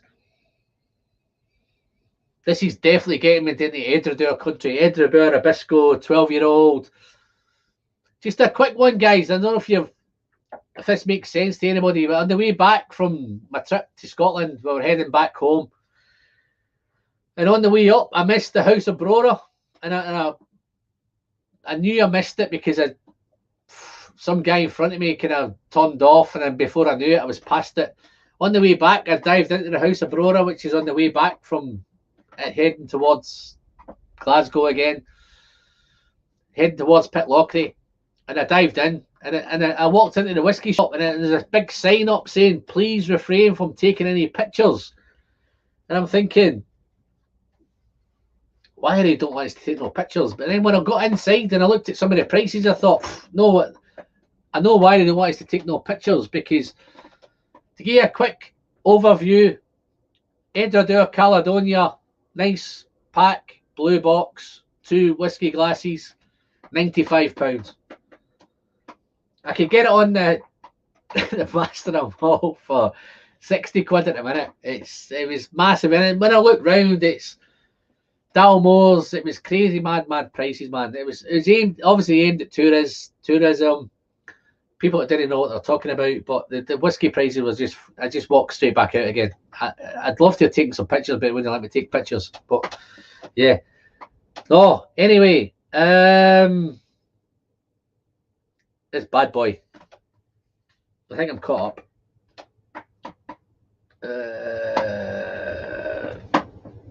The hut's buried underground, so close to Snoopers.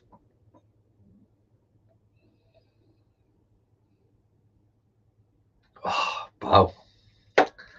Give me 2 minutes, guys. I'm going to be back in 2 minutes. I'm just going to think the missus is just shouting at me. Give me 2 seconds.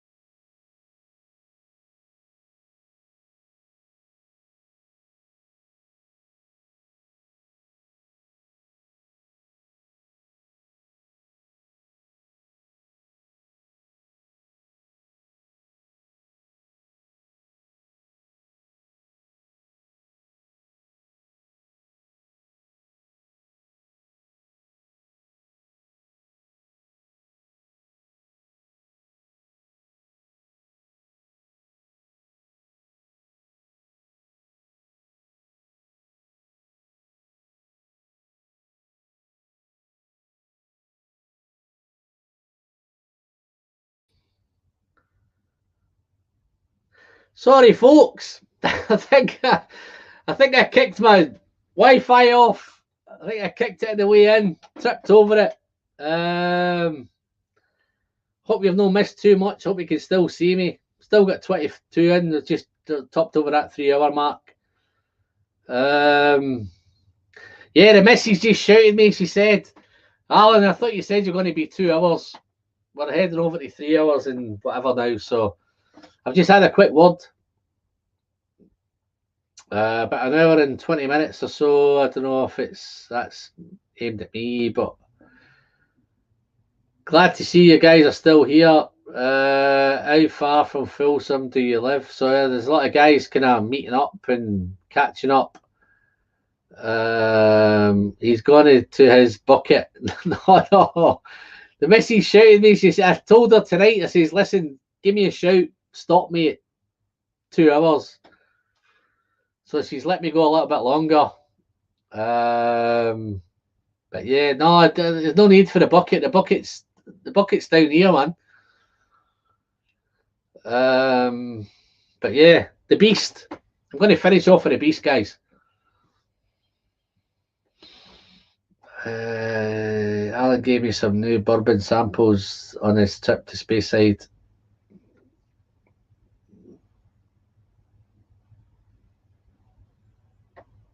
Wow, no, this is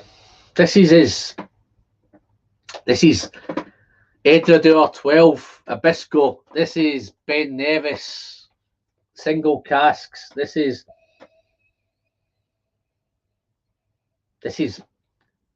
the darkest fruits you can imagine. Black grape, blackberry, juicy dark plums. Wow, absolutely awesome. Wow. Oh, Tim, just a quick one. Big thanks for your. That was a fantastic gesture you did on Roy's live stream. I think Eric deserved. I don't know why Eric's not got 1,000 subscribers already, man. He should easily have those 1,000 subs. Hopefully, the 1,000 subs kicks you to the next level. I think when I got to the 1,000, it was a slog. It always is a slog to get to 1,000. I think once you hit the 1,000, it kind of opens up doors. I think to be fair with YouTube, as long as Eric's got the hours in, I think he has got the hours, the 4,000 hours. I think YouTube will help him then. I think they'll promote him more. And hopefully now he kicks on because he deserves more. And that was a fantastic gesture he did, Tim. Big thanks for that, mate. Not if you're aware that Eric the Malt Muser has just hit his 1,000 subscribers, and it was all thanks to, well, it's not all thanks to Tim, but Tim had a very generous gesture on the Akaviti channel where he kind of asked, rather than toast Tim, that Roy toasted Eric. I think it worked.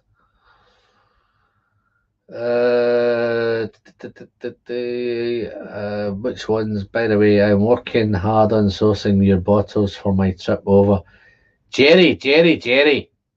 I tell you what I need, Jerry. Are you listening?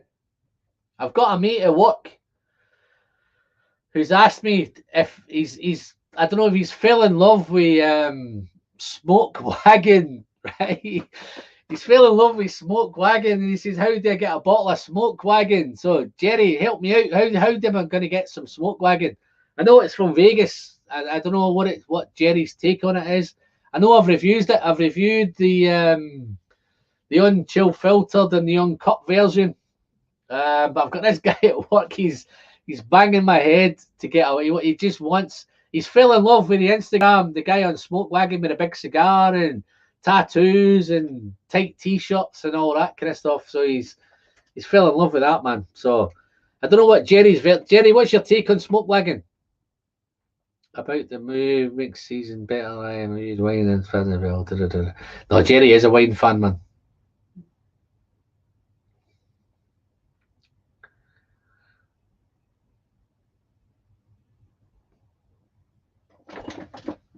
So the beast.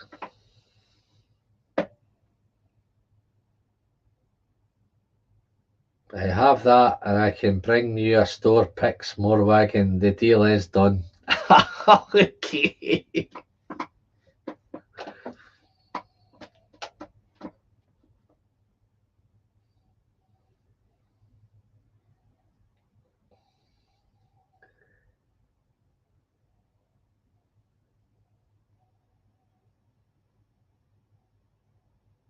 Wow.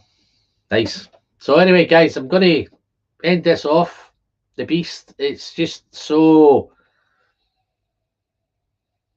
dark, so dense, so damp, so dunnage, so earthy. It's raisin, it's dark raisin, it's juicy raisin, it's thick prune, plum, juicy plum, jammy. Wow. But anyway, I'm going to kind of sip this one.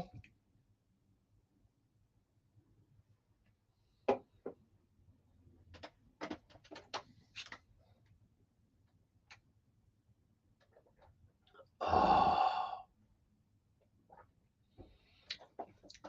Wow. Spicy, fruity, dark fruit, earthy.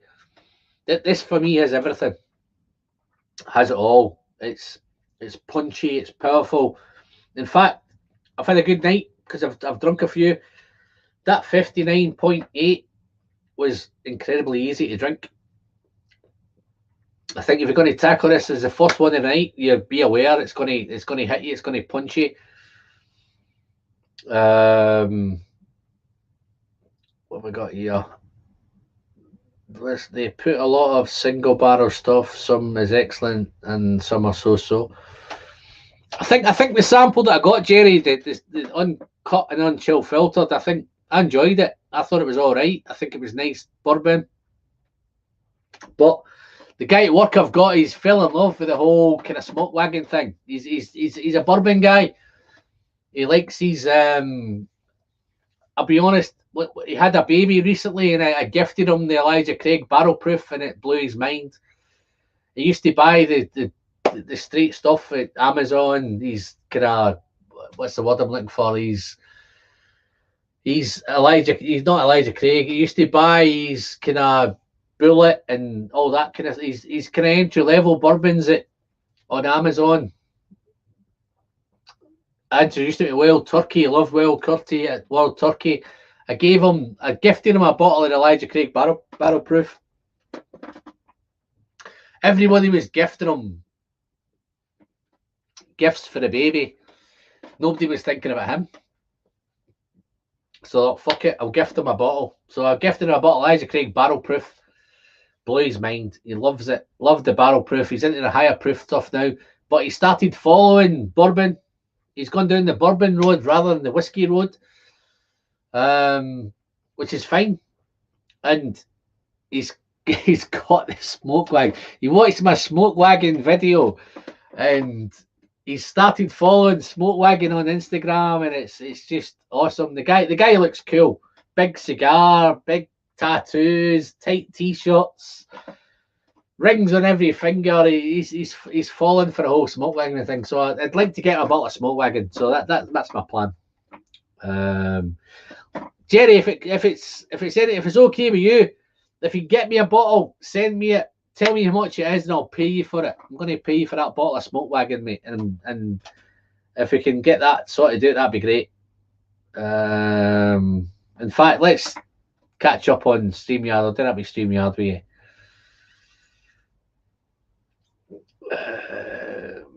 I think we're up to date. I think we're cool. 21, 17, 7. Yeah, guys, it's been fantastic. Glendronach, Glenallachie. Let me conclude. Early on in my life, Glendronach changed it. That was the whiskey for me. It was all about Glendronach. Everything was Glendronach. After the whiskey collecting days, the drinking days sent me down that road. Sherry. That sent me on the sherry road. That sent me all about sherry. Glendronach, 15, 12, buy as many as I can. 12-year-old, 15s, 18s. I had a monthly subscription on the 18-year-old. That's how into it I was. I won't tell you how many bottles of 18 I've got in the back. Loved it. Billy Walker moved. I think for me, Billy Walker moving, that was a game changer. I think that was the end of. There must have been a reason why Billy's moved. Billy's thought, you know what, fuck it, I can't take Glendronach anymore. Move on. He's moved on. He's bought something. He's changed it. He's dived in. Glenallachie have brought in Rachel Barry, fantastic master distiller, fantastic woman in whiskey. Loved her stuff. 12-year-old, 18, 15, all the stuff was all great. And now it's changed. It's took a track. Non-chill filtered, natural colour. I think that's gone. That's a track they're going on a different road. Which is a shame because it's one of those iconic non-chill filtered natural colour. The whole thing was built on that ethos, and it's changed. So if you're into Glendronach, if you can buy them, buy them. Don't pay over the odds to buy them, because I think what's happening is people are buying up the stocks, the non-chill filter stuff. They're paying. Some of the distilleries, not the distilleries, some of the whiskey retailers are taking advantage, and they're kind of saying, well, if you want that Glendronach 12 at 43% non-chill filtered, it's going to cost you 50 quid. It's never cost you 50 quid. If you want that 15 non-chill filtered natural colour, it's 75. It's never been 75 quid. So don't pay those kind of money, guys. Don't pay it. If you want it bad enough, then you're going to pay it, but don't. Glenallachie's the new kid on the block. It's come along. It's getting better, and it's getting better. It's come from nowhere. It's come from not a bottle of. You couldn't buy a Glenallachie bottle of whiskey 4 years ago. Now you can buy hundreds of bottles, which is absolutely, for me, it's great. There's such a choice, such variety. If you want to start out, you can start out great. If you want to get the high-end stuff, the 25, 26, 27, 28, 29, 30-year-olds, you can buy them. They'll cost you a premium. Love it. I'm all over Glenallachie at the minute. Exactly the same way I was all over Glenallachie. Exactly the way I was all over Glendronach 2-3 years ago. No different. Same master distiller. But guys, don't get involved in paying over the odds. I know there's going to be a Springbank battle coming up. Don't get involved. If you can get it, fine. Don't pay over the odds. Fine. Other than that, I think I'm done. Anything else? Anything I missed?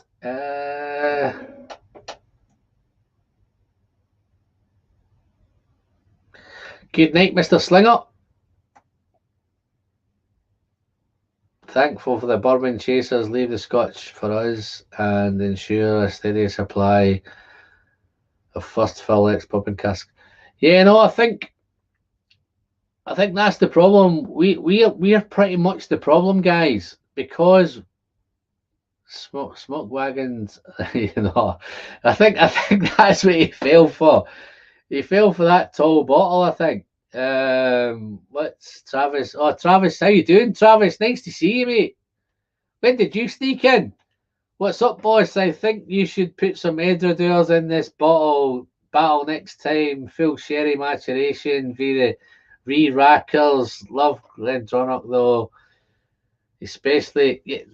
Listen, you could have any of these nights. You could just pick a subject and dive in. I thought it'd be Glendronach and Glenallachie because it's the Billy Walker effect. But yeah, no, it's one of those things. I think there's so much we can do now. No, it's so good to see you, Travis. Thank you very much for popping in, buddy. I'm just about to wrap up. I've been going now for what, 3 hours 25 minutes, which is it's a short stint, to be honest. Wow, but I'm going to have another wee sip of this beast.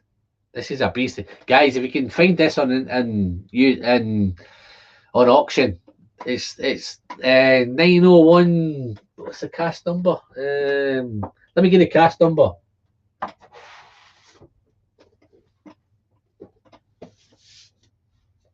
Wow, I need a magnifier.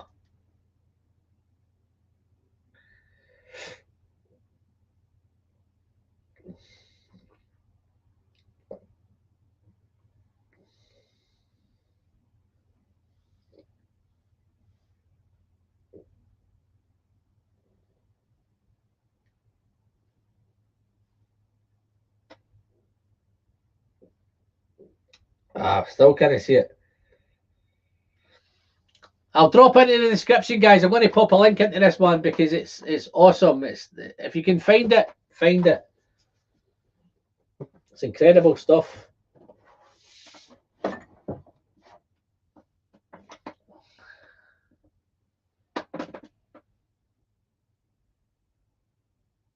Oh, Travis, man, it's nice. Where you been? Where you been all night, mate?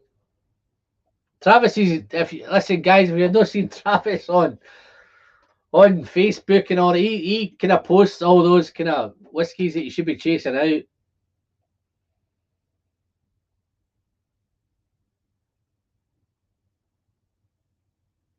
Wow. This is so good, guys. I'm wishing, guys, I could share this with you, man. I've shared a few of this.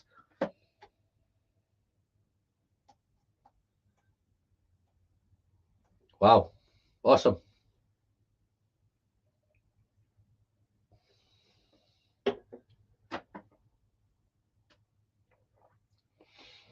So good. It's so good at 59.8. If you're trying this for the first time, I don't imagine you would try this as your first whiskey of the night, but this is certainly a whiskey. This is the end of the night whiskey. You want that big impact, that big boost, that big wow. Where's that come from? This is it. If you're starting the night with this, I'd put a few drops in, get it going. But it's, for me, it's just incredible. It's up there with Glengoyne 25. It's half the price of Glengoyne 25. It's half the price of a Glengoyne, a Glen Scotia 25. It's I know it's different in ages. This is 13 years old and it's incredible stuff. So I don't think you need to have that 25-year-old, 30-year-old stuff. Wow, wonderful. Oh, no relaxes just reminded me. I did say I would end on a peated one. So let me just finish this one off, and it may take me I may go 5 minutes overdue, but I'm going to tackle the peated one.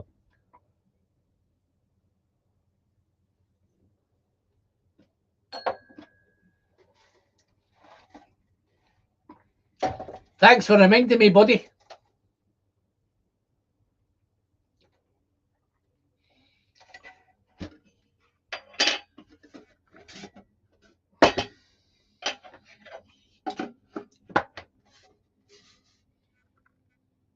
Traditionally peated. What does that mean?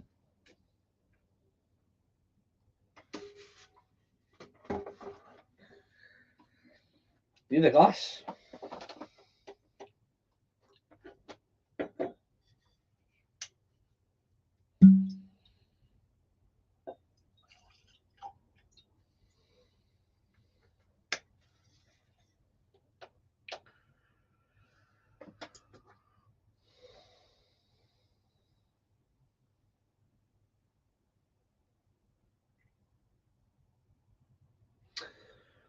So this is peated,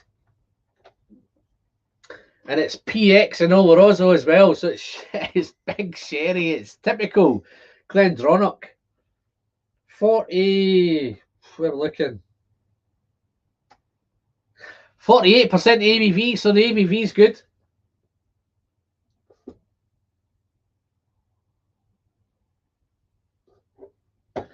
Try to turn my fucking torch off, but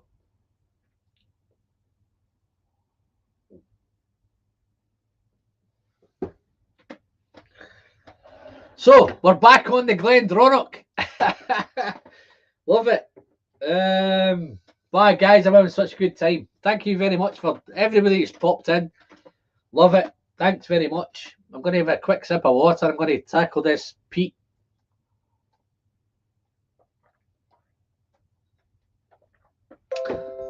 I do have, if it's any consolation, I do have a peated video coming out tomorrow. Hopefully you'll dive in, check it out. It is a Lagavulin 11, so I'm tackling that tomorrow.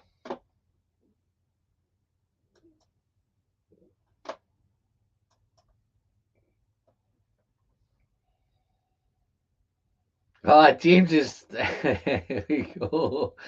I thought I was off to bed, but I'll hang on to the end. James, thank you very much, buddy.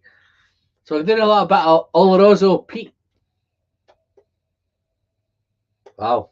So, yes, it's sweet. It's peated. Natural colour.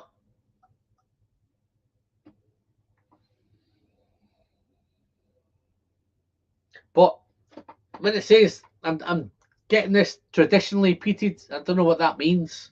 But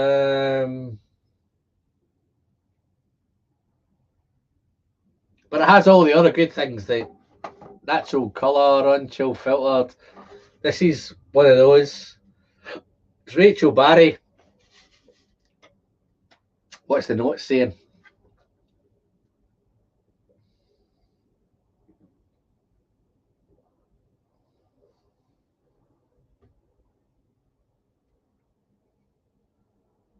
Toffee.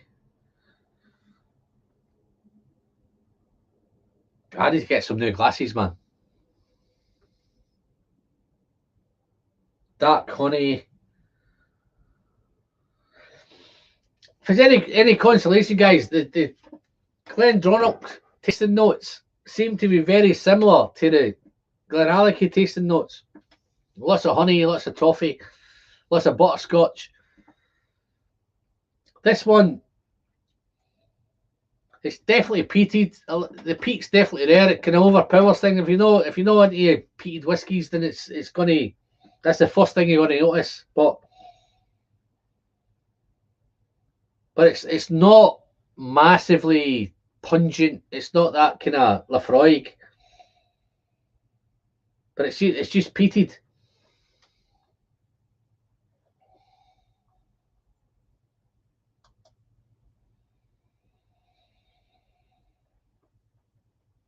Wow. It's probably perfect for me tonight to end on this smoky.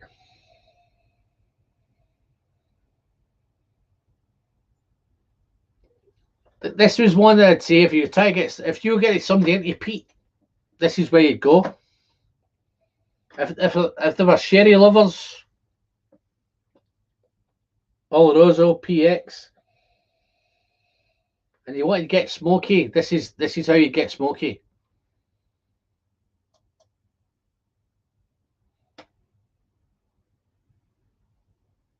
Have 2 indie 12-year-old sherry cask bottles that are so much sulphur they smell and taste like they have some peat at first thought.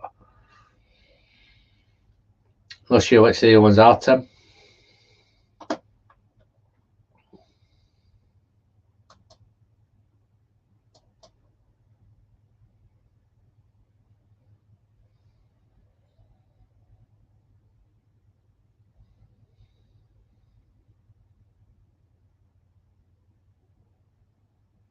Wow.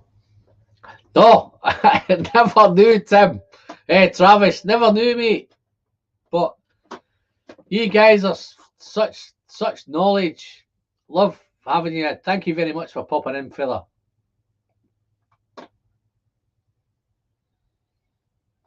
I don't think anybody would have thought in 1996 people thinking peated, particularly Glendronach. 96 was in 96. Wow. I've just arrived in England in 1991. So wow. Okay. This is nice. It's definitely peaty. It's definitely smoky. I think it's more peaty than smoky.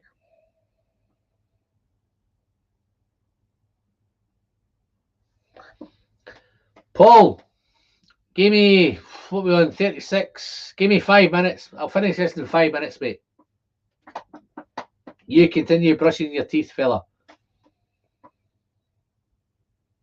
You've got off lately tonight. It could be fucking 9 hours, man. Wow. That's actually quite a nice nose for a peaty whiskey. I'm not a peaty fan, but I could live with that. But, guys, don't hatch.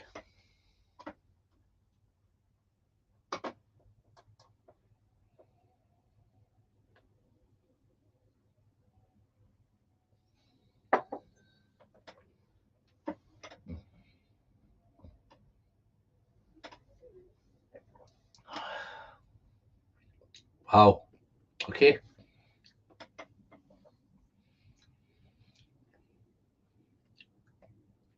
I think this is a different type of peat. This is a sherry peat. It's not a lot of barbecue. There's not. I've got barbecued and stewed meats and all, and cooked meats and all that kind of stuff. This is just sherry peat,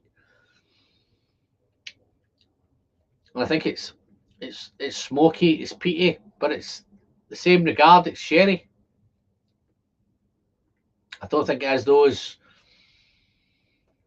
medicinal. There's nothing medicinal. There's nothing smoky. There's nothing barbecued. There's nothing meaty. This is sherry, peated sherry, which is nice. Fantastic. It is the peated Glendronach in the glass. It's a shame because it doesn't have those peaty elements. It does have the barbecued meats. It does have the cooked meats. It doesn't have the wow. I think it's just a peated sherry dram. Whereas I think my previous experience would be peated sherry would be Ugadal, Ardbeg, barbecued meats and all that still there, that kind of barbecue thing. This is just a Highland peated. It's not I wouldn't say it's a peated bomb and you're going to go mad for the sherry, but this is just nice.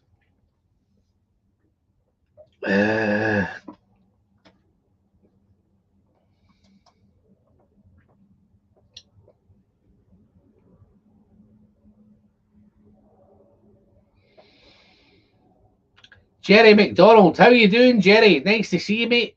I might have missed you earlier on, but if I have, only 23 more minutes until 4 hours. The stream, come on, mate. I know you can make it. Yeah, Jerry, I know I can make 4 hours easy, man. But is it 4 hours of fantastic content, or I'm just going for 4 hours? Hopefully, I'm trying to do my best. Fantastic. Cheers, buddy, for popping in. What are you drinking? Yeah, no, are you not impressed? Is it coming across? I'm not a peat fan, right? And to be fair, I've had some fantastic peated whiskies. I've had the Lagavulin 12 cash strength 2017, which was awesome. I've had some fantastic peated whiskies. The Dark Cove committee release, awesome. I've not quite got the peated thing yet. I can't quite handle the peat. I've got the. I'm trying to dissect what's good, what's not good. Is it fantastic? Is it great? You peat guys, it might be. What's he talking about? But this for me is if you were gone from a sherry bourbon type guy, want to get into peat, this would help you get into peat. But if you're a peat guy, it's not going to enlighten you.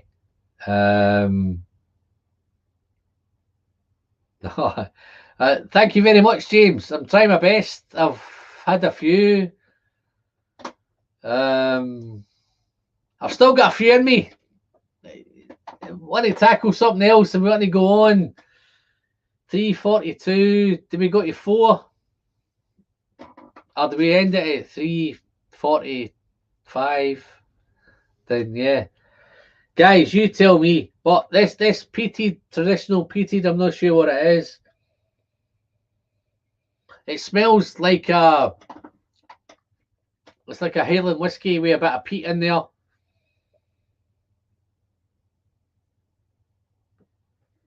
If you want to, for me, this would be an entry into peat.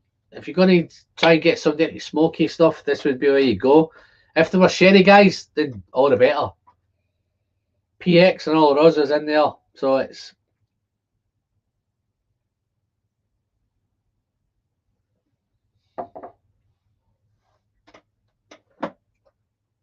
Wow. Wow.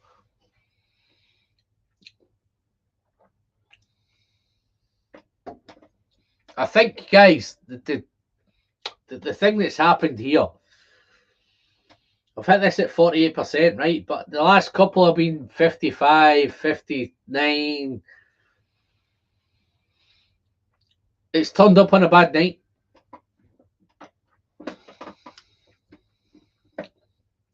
It's okay. It's Glendronach. It's Glendronach. It's Glendronach peated.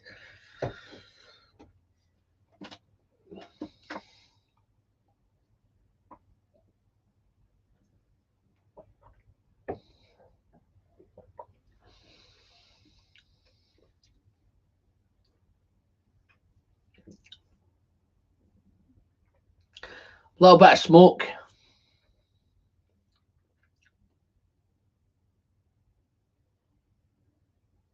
Wow.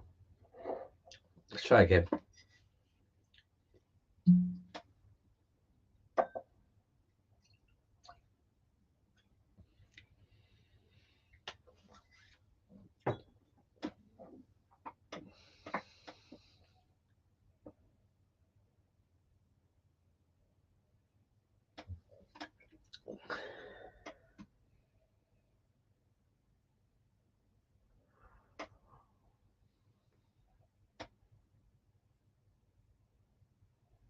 What is James saying?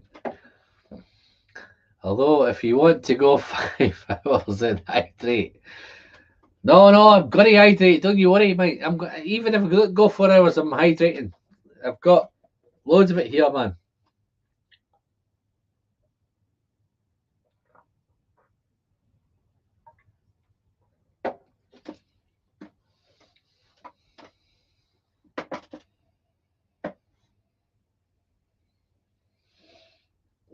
PT.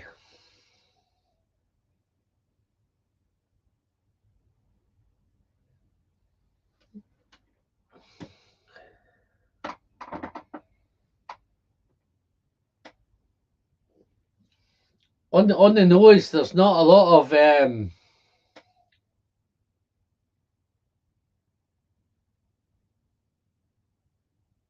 wow.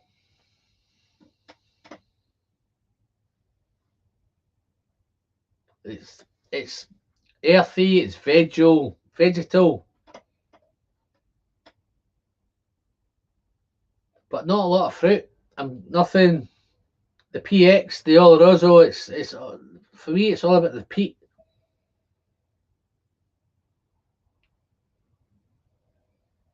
Spice, a little bit of spice.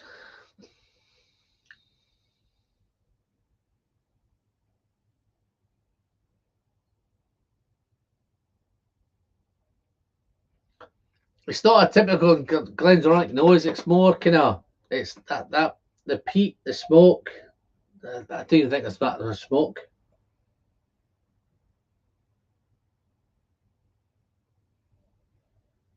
A little bit of spice. It's more earthy than peaty than smoky. Let's see if I get on the palate.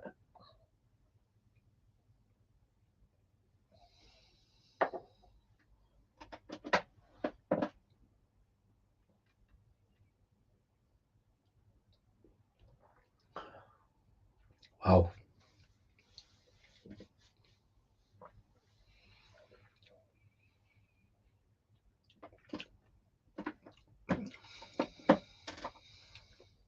There's nothing peaty on the palate.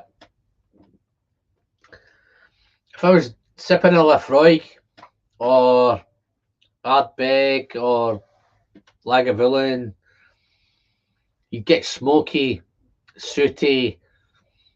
There's none of that. It's more it's more influence to the kind of PX and the sherry.